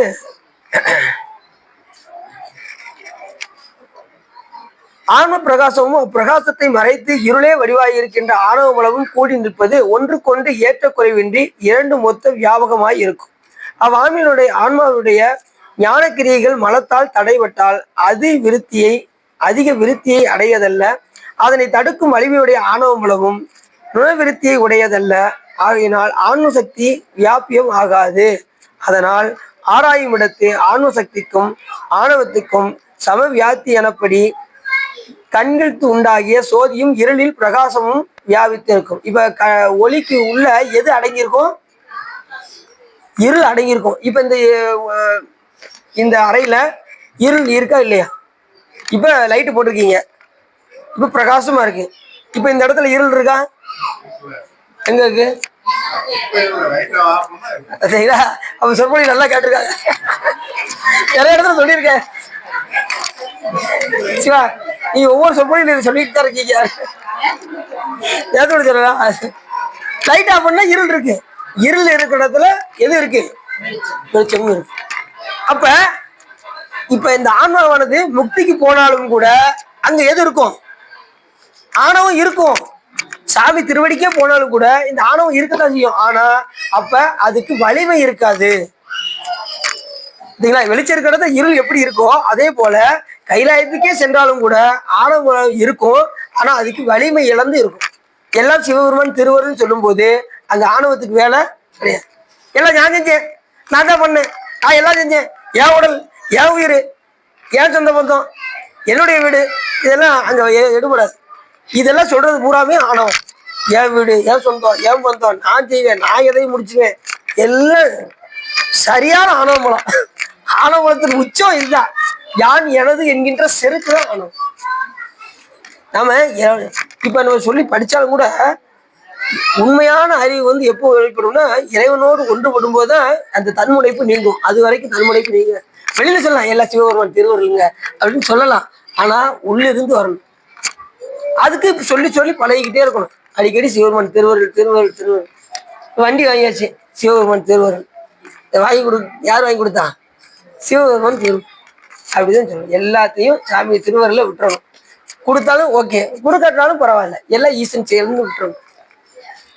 நான் ரொம்ப நாளா மனு போட்டுக்கிட்டே இருக்கேன் சிவபெருமான்ட்ட, அவர் கொடுக்கவே மாட்டேங்கிறாரு. நான் எத்தனை நாளா வண்டி கேட்டுக்கிட்டே இருக்கேன் அப்படின்னு சாமியை போய் என்ன செய்யக்கூடாது? கோவிக்க கூடாது. சாமி நமக்கு எந்த நேரத்துல எதை எப்ப கொடுக்கணும்னு யாருக்கு தெரியும்? ஏன்னா அவர் எல்லாவற்றையும் அறிவார். எந்த இந்த நேரத்துல இந்த வீட்டுல இவங்களுக்கு இந்த பிள்ளைய கொடுத்தா இது துன்பப்படும் நினைச்சு கொடுக்காம இருப்பாரு. வழிய போய் எனக்கு குடு குடு குடுன்னு கேட்டு வாங்க கொடு, எனக்கு என்ன கொடுக்குன்னு அவருக்கு தெரியும். அதனாலதான் நிறைய பேர் துன்பப்படுறாங்க. நிறைய பேர் ஆம்பளை பையனை பெற்று துன்பப்படுற காரணம் என்னன்னா, நிறைய மனுவை போட்டு போட்டு போட்டு சாமி கிட்ட ஆம்பளை குழந்தைய குடு குடு குடுன்னு கேட்டு, சில பேர் பார்த்தீங்கன்னா பொம்பளை குழந்தை வேணும்னு சொல்லி நிறைய சாமி கிட்ட என்ன பண்ணுவாங்க, அப்படி உள்ள கூட ஆம்பளை குழந்தையா கிடைக்கும் அப்படின்னா. ஆனா சாமி என்ன பண்ணுவாரு, இந்த நேரத்துல பெண் குழந்தைய கொடுத்தா இவன் துன்பப்படுவான்னு ஆம்பளை குழந்தைய கொடுப்பாரு. இந்த நேரத்துல இவன் பொம்பளை கொடுத்தா அவன் இவங்க மாத்தி மாத்தி மாத்தி கொடுப்பாரு சாமி. அது எல்லாம் சாமி திருவருள்னு நினைச்சு விட்டுறணும். இதை கேட்டா அதை கொடுத்துருக்காரு அப்படின்னு நீ நினைக்க கூடாது. அவருக்கு நம்ம இந்த நேரத்துல இதுதான் தேவைன்னு சொல்லி கொடுத்துருப்பாரு. நம்ம அதை என்ன செய்யக்கூடாது, அவன் மாத்தி அமைக்கணும்னு நினைக்கக்கூடாது. ஏன்னா அவர் எல்லாவற்றையும் ஒரு சேர அறிகின்ற காலத்தினால். ரெண்டாவது, இந்த விலைக்கு தகுந்தவாறு இந்த பயனை இது அடைய போகுது, அதனால இது துன்பப்படும் நினைச்சு சில இதை வந்து சுவாமி நிப்பாட்டி வச்சிருப்பார். நாம் அதை போய் வேணும்னு சொல்லி கேட்டா சாமி வேண்டுவாருக்கு வேண்டுவன ஈவான்னு கண்டாய். அவர் கேட்கறத கொடுத்துதான் ஆவாரு. இந்த உயிர் விருப்பப்படுது, அப்ப இந்த அனுஷ்டுவாயான்னு சொல்லி சாமி கொடுத்தாரு. நம்ம துன்பப்பட்டு அதுக்கப்புறம் ஐயான்னு கத்திட்டு போவோம். சாமி நான் தெரியாம கேட்டேன், சாமி தெரியாம கேட்டேன். ஒரு 25 வருஷம் கழிச்சு அந்த பையனை தர தர தரன்னு இழுத்துட்டு வந்து, ஏன் சாமி இப்படி ஒரு குழந்தைய கொடுத்தாரு சாமிக்கு முன்னாடி வந்து நிற்பாங்க. அதனால எது கொடுத்தாலும் சாமியோட திருவருள்னு சொல்லி, அது ஆணோ பொண்ணோ எதுனாலும் சரி சிவபெருமான் திருவருள்னு நினைக்கிறேன். பெண் குழந்தையா இருந்தாலும் ஆண் குழந்தையா இருந்தாலும் சிவபெருமான். இந்த குழந்தைய நீங்க கொடுக்கல, நல்லா தெரிஞ்சுக்கோங்க. இந்த குழந்தைய கொடுத்தது யாரு? சாமி கொடுத்துருக்காரு. அதை வளர்க்கணும்னு யாருக்கு தெரியும்? ஆனா நாம என்ன தெரியுமா, இந்த குழந்தைகளெல்லாம் வளர்க்கறதுக்கு நான் என்ன பாடுபட்டேன்னு தெரியுமா அப்படின்னு நாம நினைச்சுக்கிட்டு இருப்போம். அதுதான் ஆணவம். நாம வளர்க்கணும்னு நினைக்கிறோம்ல, அதுதான் ஆணவம். வளர்க்கறது யாரு? வெதித்து வளர்த்தெடுத்த வெய்வலை தன் பாத திறம்பாடி அடையலோ. ஒரு வீட்டுல கணவர் இல்ல, மனைவி என்ன இறந்தா போயிடுறாங்க, என்ன செய்யறாங்க? வாழல. அப்ப வாழ வைக்கிறது யாரு? சாமி. அதை மட்டும் தெரிஞ்சுக்கணும். எப்படி இருந்தாலும் சாமி. அது மாதிரி வசதி இல்லவங்க அதுக்கு தகுந்த மாதிரி சாப்பிடுவாங்க, வசதி இல்லாமங்க அதுக்கு தகுந்த மாதிரி சாப்பிடுவாங்க. அவரவருக்கு தகுந்தவாறு அவரும் செய்த வினைக்கு தகுந்தவாறு வாழ்வார்கள். அவ்வளவுதான். அவரவருக்கு உள்ளபடி ஈசன் அருளாலே அவரவரை கொண்டு ஏற்றுமானால் அவரவரை நல்லார் புல்லார் என்று நாடுவது என் நெஞ்சமே எல்லாம் சிவன் செயல் என்று அப்படின்னு என்ன சொல் அப்படி பார்க்காங்க. சிவா சொல்லிக்கிட்டே தான் இருக்காங்க. அதை எட்டி எட்டி பார்க்காங்களே. நான் யோசிச்சுக்கிட்டே இருக்கேன், என்ன இப்படி முன்னாடி கூட இதெல்லாம் பேசுவான், திரும்பி களத்து வலிக்கணும். காரணம் அதான் சொல்றேன். ஒருத்தவங்க சொல்றாங்க, என்ன சொல்றாங்கன்னா 40 வயசு வரைக்கும் குழந்தை இல்லை அப்படின்னா சாமி அந்த நேரத்துல உங்களுக்கு குழந்தைய கொடுத்தா இவங்க மிகுந்த துன்பம் அடைவார்கள் சொல்லி சாமி கொடுக்காம இருக்கும். இவங்க போய் என்ன செய்யக்கூடாது, வலுக்கட்டாயமா போய் பெருமான் திருவருள்னு விட்டுறணும். ஏன்னா முற்பிறகு அவங்க என்ன வினை செஞ்சாங்கன்னு தெரியாதுல்ல, அதனால குழந்தை பாக்கியம் இல்லாம இருக்கும். அதுலயும் பாத்தீங்கன்னா இந்த வசதி படைத்தவர்களுக்கு முக்கால்வாசி பாத்தீங்கன்னா எல்லா செல்வமும் இருக்கும், குழந்தை செல்வம் இருக்காது. அதுதான் ரொம்ப வசதி உள்ளவர்களுக்கு இந்த குழந்தை பாக்கியம். எத்தனை அரசர்களால் நம்ம பார்த்துருக்கோம், யோசிச்சு பாருங்க. தவம் கிடந்து பிள்ளையெல்லாம் பெறுவாங்க. இப்ப வேற ஒண்ணும் வேண்டாம், சிறு தொண்டர் நாயனார் வரலாறு எடுத்துக்கணும். அவங்க சிவபெருமான் திருவருள் நினைச்சாங்க, அவங்களுக்கு ஒரு ஆண் குழந்தை கிடைச்சது. அந்த குழந்தையும் யாருக்கு பயன்பட்டது? அடியாருக்கு பயன்பட்டது. அந்த மாதிரி யாரு கொடுக்க முடியும்? யோசிச்சு பாருங்க. பிள்ளை பற்றி நீங்கிறதுக்காக சாமி எப்படி வைக்கிறா பாருங்க டெஸ்ட். சரியான டெஸ்ட், சாமி வச்ச டெஸ்ட். அதுவும் 5 வயசு பாலகனாக இருக்கணும். அவங்க வீட்டுல 5 வயசு பையன் இருக்கான். தந்தை அறுக்கணும், தாய் பிடிக்கணும், தாய் கண்ணுல இருந்து ஒரு சொட்டு கண்ணீர் வரக்கூடாது. எந்த தாயாவது பார்த்துட்டு சும்மா இருப்பாங்களா? பிள்ளைய அறுக்கும் போது தாய் சும்மா இருப்பாங்களா? கண்ணுல இருந்து கண்ணீர் வரக்கூடாது. சாமி கண்டிஷனை பாருங்க. ரெண்டாவது, இந்த 2 பேரும் செய்யறதுக்கு அந்த பிள்ளை உடன்படணும் அப்படின்னு. அதுதான். அப்புறம் இவங்க 2 பேரும் ஓகே ஆயிட்டாங்க. யாரு? அந்த இது சிறுதொண்டையினரும் மனைவியும் நம்ம ஓகே, பிள்ளைகிட்ட போய் கேட்போம் அப்படின்னு போய் கேட்டா அந்த பிள்ளை எப்படி பதில் சொல்லுது பாருங்க. அம்மா, இந்த இந்த உடம்ப இது ஒரு காக்கையோ நரியோ சாப்பிட போகுது, அது ஒரு அடியாருக்கு பயன்படுத்துமே அப்படின்னதான். அது எவ்வளவு பெரிய பக்குவம் பாருங்க. அந்த பிள்ளை அழுகவே இல்லையா, அறுக்கும்போது அழுகவே இல்லையா, அந்த குழந்தைய அறுக்கும்போது எப்படி வாழ்ந்துருக்காங்க பாருங்க. இதை பார்த்தாவது நம்ம பிள்ளை மேல என்ன செய்யக்கூடாது, ரொம்ப பாசம் வைக்கலாம், அற்று வைக்க கூடாது. பாசம் என்பது அவர்களை வளர்க்க வேண்டிய கடமை உங்களுக்கு இருக்கு, அதை செய்யணும். பட்டுதல் என்பது அவரோடு இவன் தான் எனக்கு எல்லாமே அப்படின்னு இருக்கக்கூடாது. அது வந்து ஒன்றுதல். அவர் தான் எல்லாமே என்ன செய்யக்கூடாது, நினைக்கக்கூடாது. எல்லாம் பெருமான் திருவருளும் சாமிகிட்ட விட்டுரும். அதுதான் வழக்கம் போல வெறும் டேபிள் எடுத்து என்னடா இது சூடே ஒண்ணும் தெரியலையே அப்படின்னு பார்த்து வெறும் டேபிள் அப்படி ஆத்திக்கிட்டு இருக்கேன்.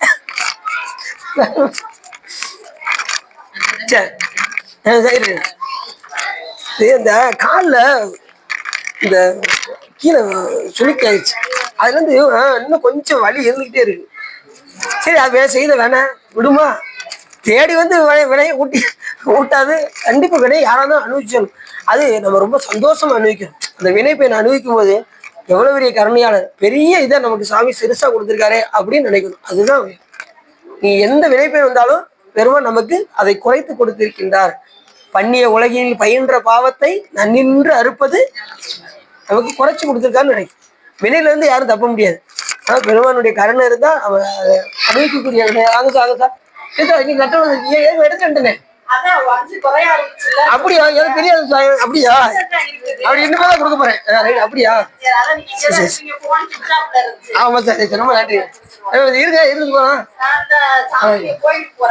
சரி சரிங்க சார், வாங்க சார், பாரு சரி. அப்படி பண்ணிய உலகினில் பயின்ற பாவத்தை நன்னி நின்று அறுப்பது நமச்சிவாய். நமச்சிவாய் சொன்னா அந்த வினைய சுவாமி என்ன பண்ணுவாரு, குறைத்து.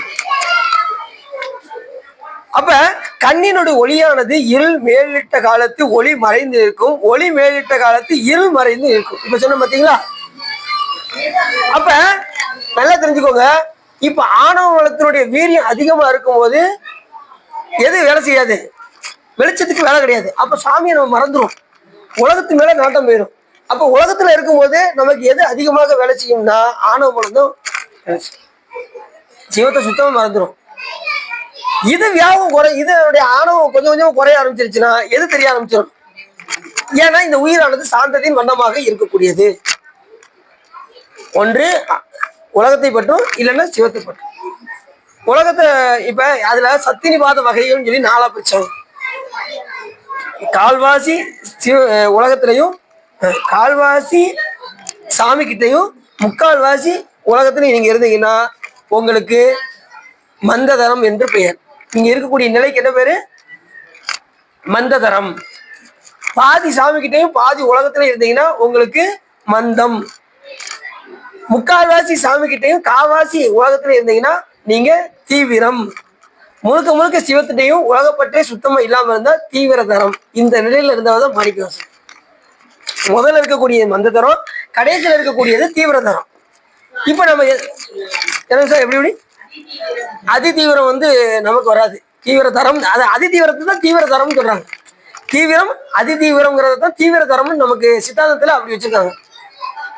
அதி தீவிரம் தான் மாணிக்கவாசகர் பெருமான் அந்த இதை சொல்லும் போது அந்த அதைத்தான் நம்ம சித்தாந்தத்துல எப்படி சொல்லியிருக்காங்க, தீவிர தரம்னு சொல்லியிருக்காங்க. சத்தினி பாத வகைகள். ஒன்று மந்த தரம், மந்தம், தீவிரம், தீவிர தரம்.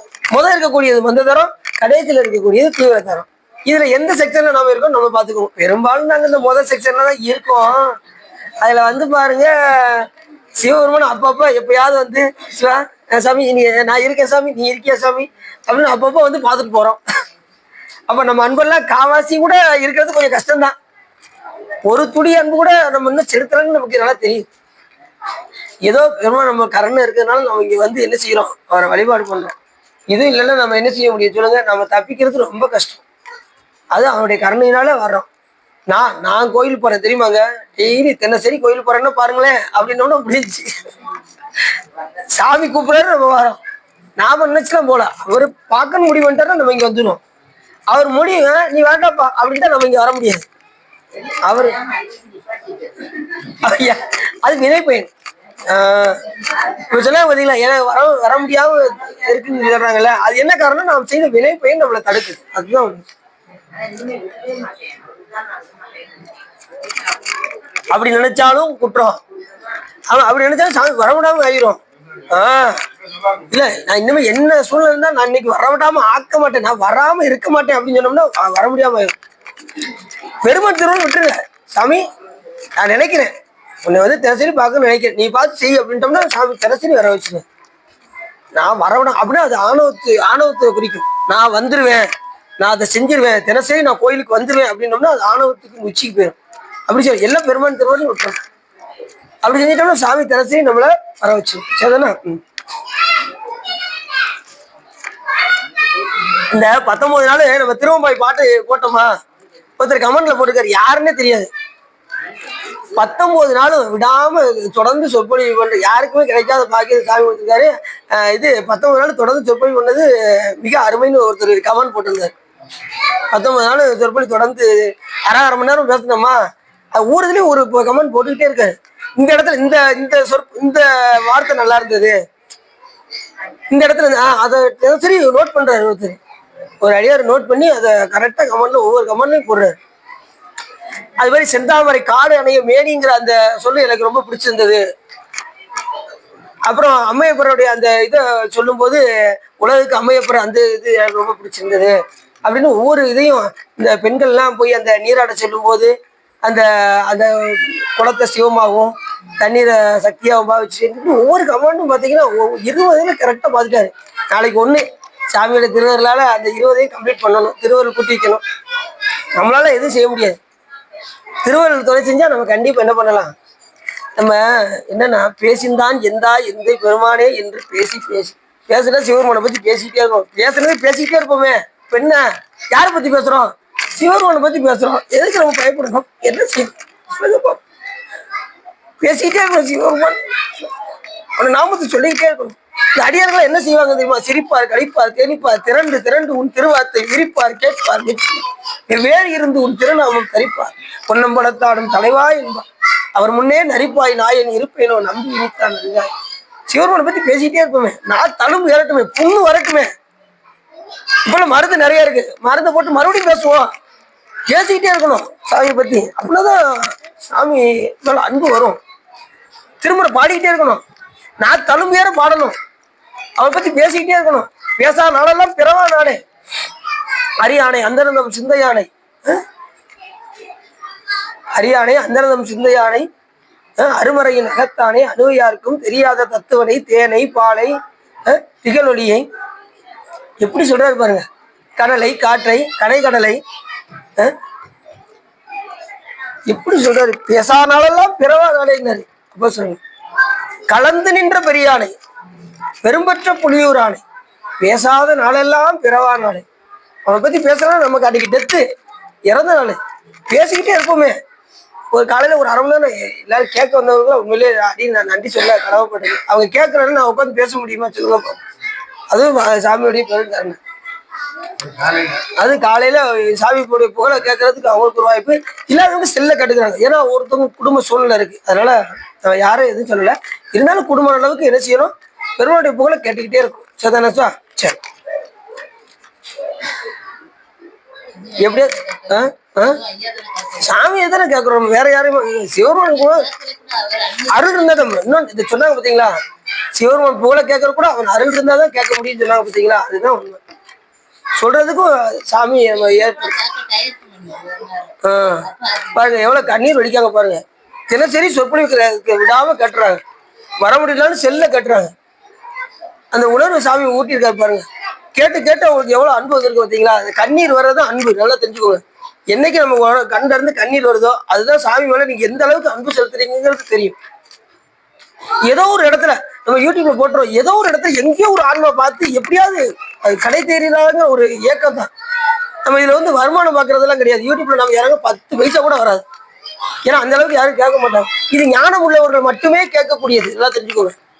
ஞானம் உள்ளவர்கள் இதை கேட்க முடியும், எல்லாராலையும் கேட்க முடியாது. திரைப்படத்தை பத்தி போடுங்க, மில்லியன் கணக்கில் ஓடும்.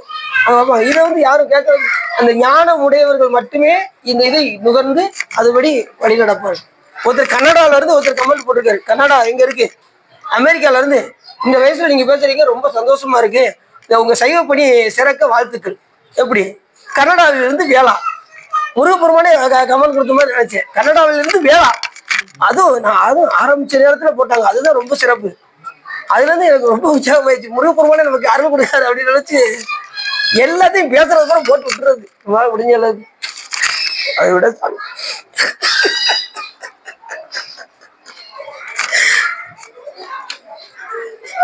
அவன் அருளாம எதுவும், அவன் அருளாலே அவன் தான் அவ்வளவுதான். மேலாகி சிவனும் அவருடைய மேலாகிய ஞான சக்தியும் எல்லா உயிரிடத்தும் கலந்து இருக்கவும் இருளாகிய ஆணவம் பொருந்துவது ஏனெனில் இவ்விழாவிற்கு விடைகள் மெய்யுடைய நெருப்பு பசுமையுடைய மரத்தின் அடித்தொடுத்து முடியவளாகிய வியாபித்திருந்தாலும் அப்பசுமரங்கள்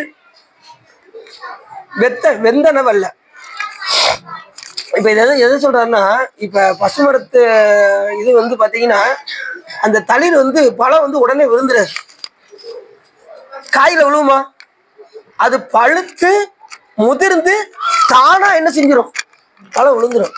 அது போல நாமளும் இந்த வழிபாட்டுல பழுத்து தானா என்ன செய்யணும், பழமா ஆகணும், ஞான பழமா ஆகணும். சிவருமான வழிபாடு செஞ்சு செஞ்சு செஞ்சு செஞ்சு பழுத்து முதிர்ந்து விழணும். அத அந்த புளியம்பழத்தை ஒத்தும்பாரு மாணிக்காசு. புளியம்பழம் போல, புளியம்பழம் எப்படி இருக்கும்? ஓடு ஒட்டுமா? ஒட்டவே ஒட்டாது. புளியம்பழம் ஒட்டவே ஒட்டாது. அதே போல தாமரை இலையில தண்ணி ஒட்டுமா? ஒட்டாது. அது போலதான் நம்ம இந்த உலகத்துல வாழணும். தாமரை இலையில தண்ணி ஒட்டாதவாறு நம்ம புளியம்பழத்துல அந்த பழம் ஒட்டாதவாறு வாழணும். பருவம் வந்துருச்சுன்னா, அந்த பக்குவம் வந்துருச்சுன்னா அது எப்படி தானாக முதிர்ந்து விழுகின்றதோ அதுபோல நமக்கு பக்குவம் வந்து விட்டது என்றால் ஆன்மாவினுடைய ஆணவ மலமானது அடங்கிவிடும், மெலிவடைந்து விடும். புரியுதா? முழுக்க முழுக்க இந்த ஆணவ மலத்தை பத்தி தான் இந்த இடத்துல முழுக்க பேசுறேன். ஏன்னா இது யோகவியல் என்ற காரணத்தினால் இந்த ஆன்மா எப்படியெல்லாம் அடங்குகின்றது, அது எப்படி வியாபித்திருக்கின்றது அப்படிங்கிறத பத்தி தான் இதை முழுக்க முழுக்க சொல்றேன். அப்ப நம்ம ஆன்மா அறிவை கொண்டு போய் எங்க கொண்டு போய் விடணும்? சாமியுடைய திருவடியில கொண்டு போய் விடணும். கோளிர் பொறியியல் குணமிலவே என் குணத்தான் தாளை வணங்கா. எடுத்த இந்த விரைவில என் குணமுடைய இறைவனாகிய சிவபெருமானுடைய திருவடியை வழிபாடு செய்யாவிட்டால் இந்த உடம்பு கொடுத்தும் பயனில்லாம. என் குணமுடைய இறைவன் யாரு? சிவபெருமான் வருவார். அதுக்கு 8 குணம். இது மற்ற சமயத்துல சொன்னா கூட பரவாயில்ல. வைஷ்ணவர் சொல்றாரு, இதுக்கு வேற ஒரே இடத்துல வைஷ்ணவர் சொல்றாரு, பரிமேலழகர் எழுதியிருக்காரு வரையில. இது சைவ ஆகமத்தில் கூறப்பட்டது. அந்த 8 குணமுடைய இறைவன் யாருன்னா சிவபெருமான். சைவ சமயத்தை தோற்றுவித்தது யாரு? சிவபெருமான். அதனால இது சைவ ஆகமத்தில் கூறப்பட்டது உண்மை எழுதியிருக்காரு. அதனால எல்லாராலும் ஏற்றுக்கொள்ளப்பட்ட ஒரு திருக்குறள் உரை என்னன்னா இந்த பரிமேலழகர் உரை. அதனால எடுத்த இந்த பிறவியில் கோளிர் பொறியியல் குணமிலவே என் குணத்தான் 8 குணமுடைய இறைவனாகிய தன்மயத்தனாதல், இயற்கை உணர்வினாதல், இயல்பாகவே பாசங்களில் இருந்து நீங்குதல், அப்புறம் முற்றும் உணதல், தூய உடம்பினாதல், பேராற்றல், பேரறிவு, வரம்பில் இன்பமுடைமை என்கின்ற 8 குணமுடைய இறைவன் ஒருவன் சிவபெருமானே என்பதை ஆள் மனதுல பதிய வச்சோம்னா சித்தத்துல நல்லா ரீகால் பண்ணிக்கிட்டே இருக்கணும். சித்தம் வந்து ரீகால் பண்ணிக்கிட்டே இருக்கணும். இப்போ உதாரணத்துக்கு 4ஆம் படிச்சு முடிச்சுட்டு 6ஆப்புக்கு போகும்போது 4ஆப்பு வாத்தியார் எனக்கு சொல்லி கொடுத்தாரு, என் முதுகுல அடியெல்லாம் வச்சிருக்காரு, எனக்கு நல்லா ஞாபகம் இருக்கு அப்படின்னு இந்த ரீகால் பண்றதுக்கு அது வந்து சித்தம் தான் அந்த வேலையை செய்யும், ரீகால் பண்ணிக்கிட்டே இருக்கும். அது போல அடிக்கடி ரீகால் பண்ணிக்கிட்டே இருக்கணும். சிவத்தை உட்காந்து சிந்திச்சுக்கிட்டே இருக்கணும். திரும்ப திரும்ப திரும்ப திரும்ப ஸ்டோரேஜ் நல்லா பதிய வச்சு சித்தத்துல தெளிவா சித்தம் தெளிவீர்கள் அத்தன் ஆரூரைன்னு கூட யாரும் சொல்றான்? அப்பசாமி சொல்றாரு. சித்தமதை ஒன்றை வைத்தார், சிவமதை இணைய வைத்தார். அப்பசாமி சொல்றாரு. சித்தத்தை சிவன்பாடே வைத்தார்க்கும் அடியன் சுந்தரம் சாமி சொல்றாரு. இவ்வளவு வேறு எப்படி சொல்றாங்க பாருங்க. அதனால நம்ம இந்த பிறவிய நம்ம மதித்து நாம அந்த ஆணவ வலிமையை கொண்ட செய்வதற்கு பெருமானை நாம் என்ன செய்ய வேண்டும்? என்குணமுடைய இறைவனாகிய சிவபெருமானுடைய திருவடியை வணங்கி வணங்கி பேசா நாளெல்லாம் பிறவா நாளே என்று சொல்வதற்கு இணங்க பேசின்தான் எந்த பெருமானே என்று பேசி பேசி பூசின்தான் திருநீரை நிறைய பூசி, சும்மா இப்படி இருக்கக்கூடாது. பூசணும் எப்படி பூசணும்? நிறைய பூசணும். பூசி நாம் கங்காளன் பூசும் கவச திருநீட்டை மங்காமல் பூசி மகிழ்வரே யாமாயில் கங்கா வினைகளும் சாரும் சிவகதி சிங்காரமான திருவடி சேவரை. மங்காமல் திருவடி பூசினா சிங்காரமான திருவடி நமக்கு சாமி கொடுக்கும். சிறிதுகால் உள்ளம் நிறைந்து புகை சிறந்து இந்த சிவ தர்மத்தை நீங்க கேட்டதினால் உங்களுடைய வல்வினை கலைந்து திருவருள் உரையும் என்று சொல்லி திருப்புகழ் பாடி அடியின் உரையை நிறைவு செய்கின்றேன். திருச்சிட்டு சந்ததம் வந்த தொடராதே சஞ்சலம் துஞ்சி திரியாதே கந்தன் என்றென்று முனை நாடும் கண்டு கொண்டன் புற்றிடுவேனோ தந்தியின் கொம்பை புணர்வோனே சங்கரன் பங்கி சிவை பாடா செந்திலம் கண்டி கதிர்வேடா தென்பரம் குண்டு பெருமானே.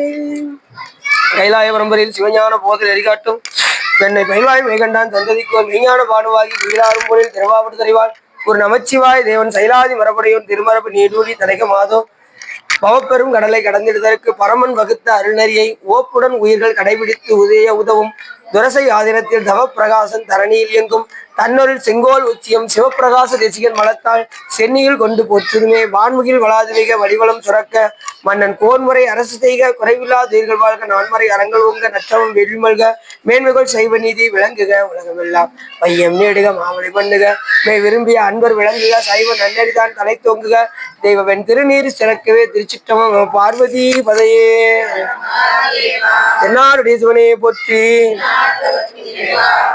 வெற்றிவேல் முகனுக்கு சிற்றம்பலம் தில்லையம்பலம் பொன்னம்பலம் ராச்சலம் ஏழாம்பரம்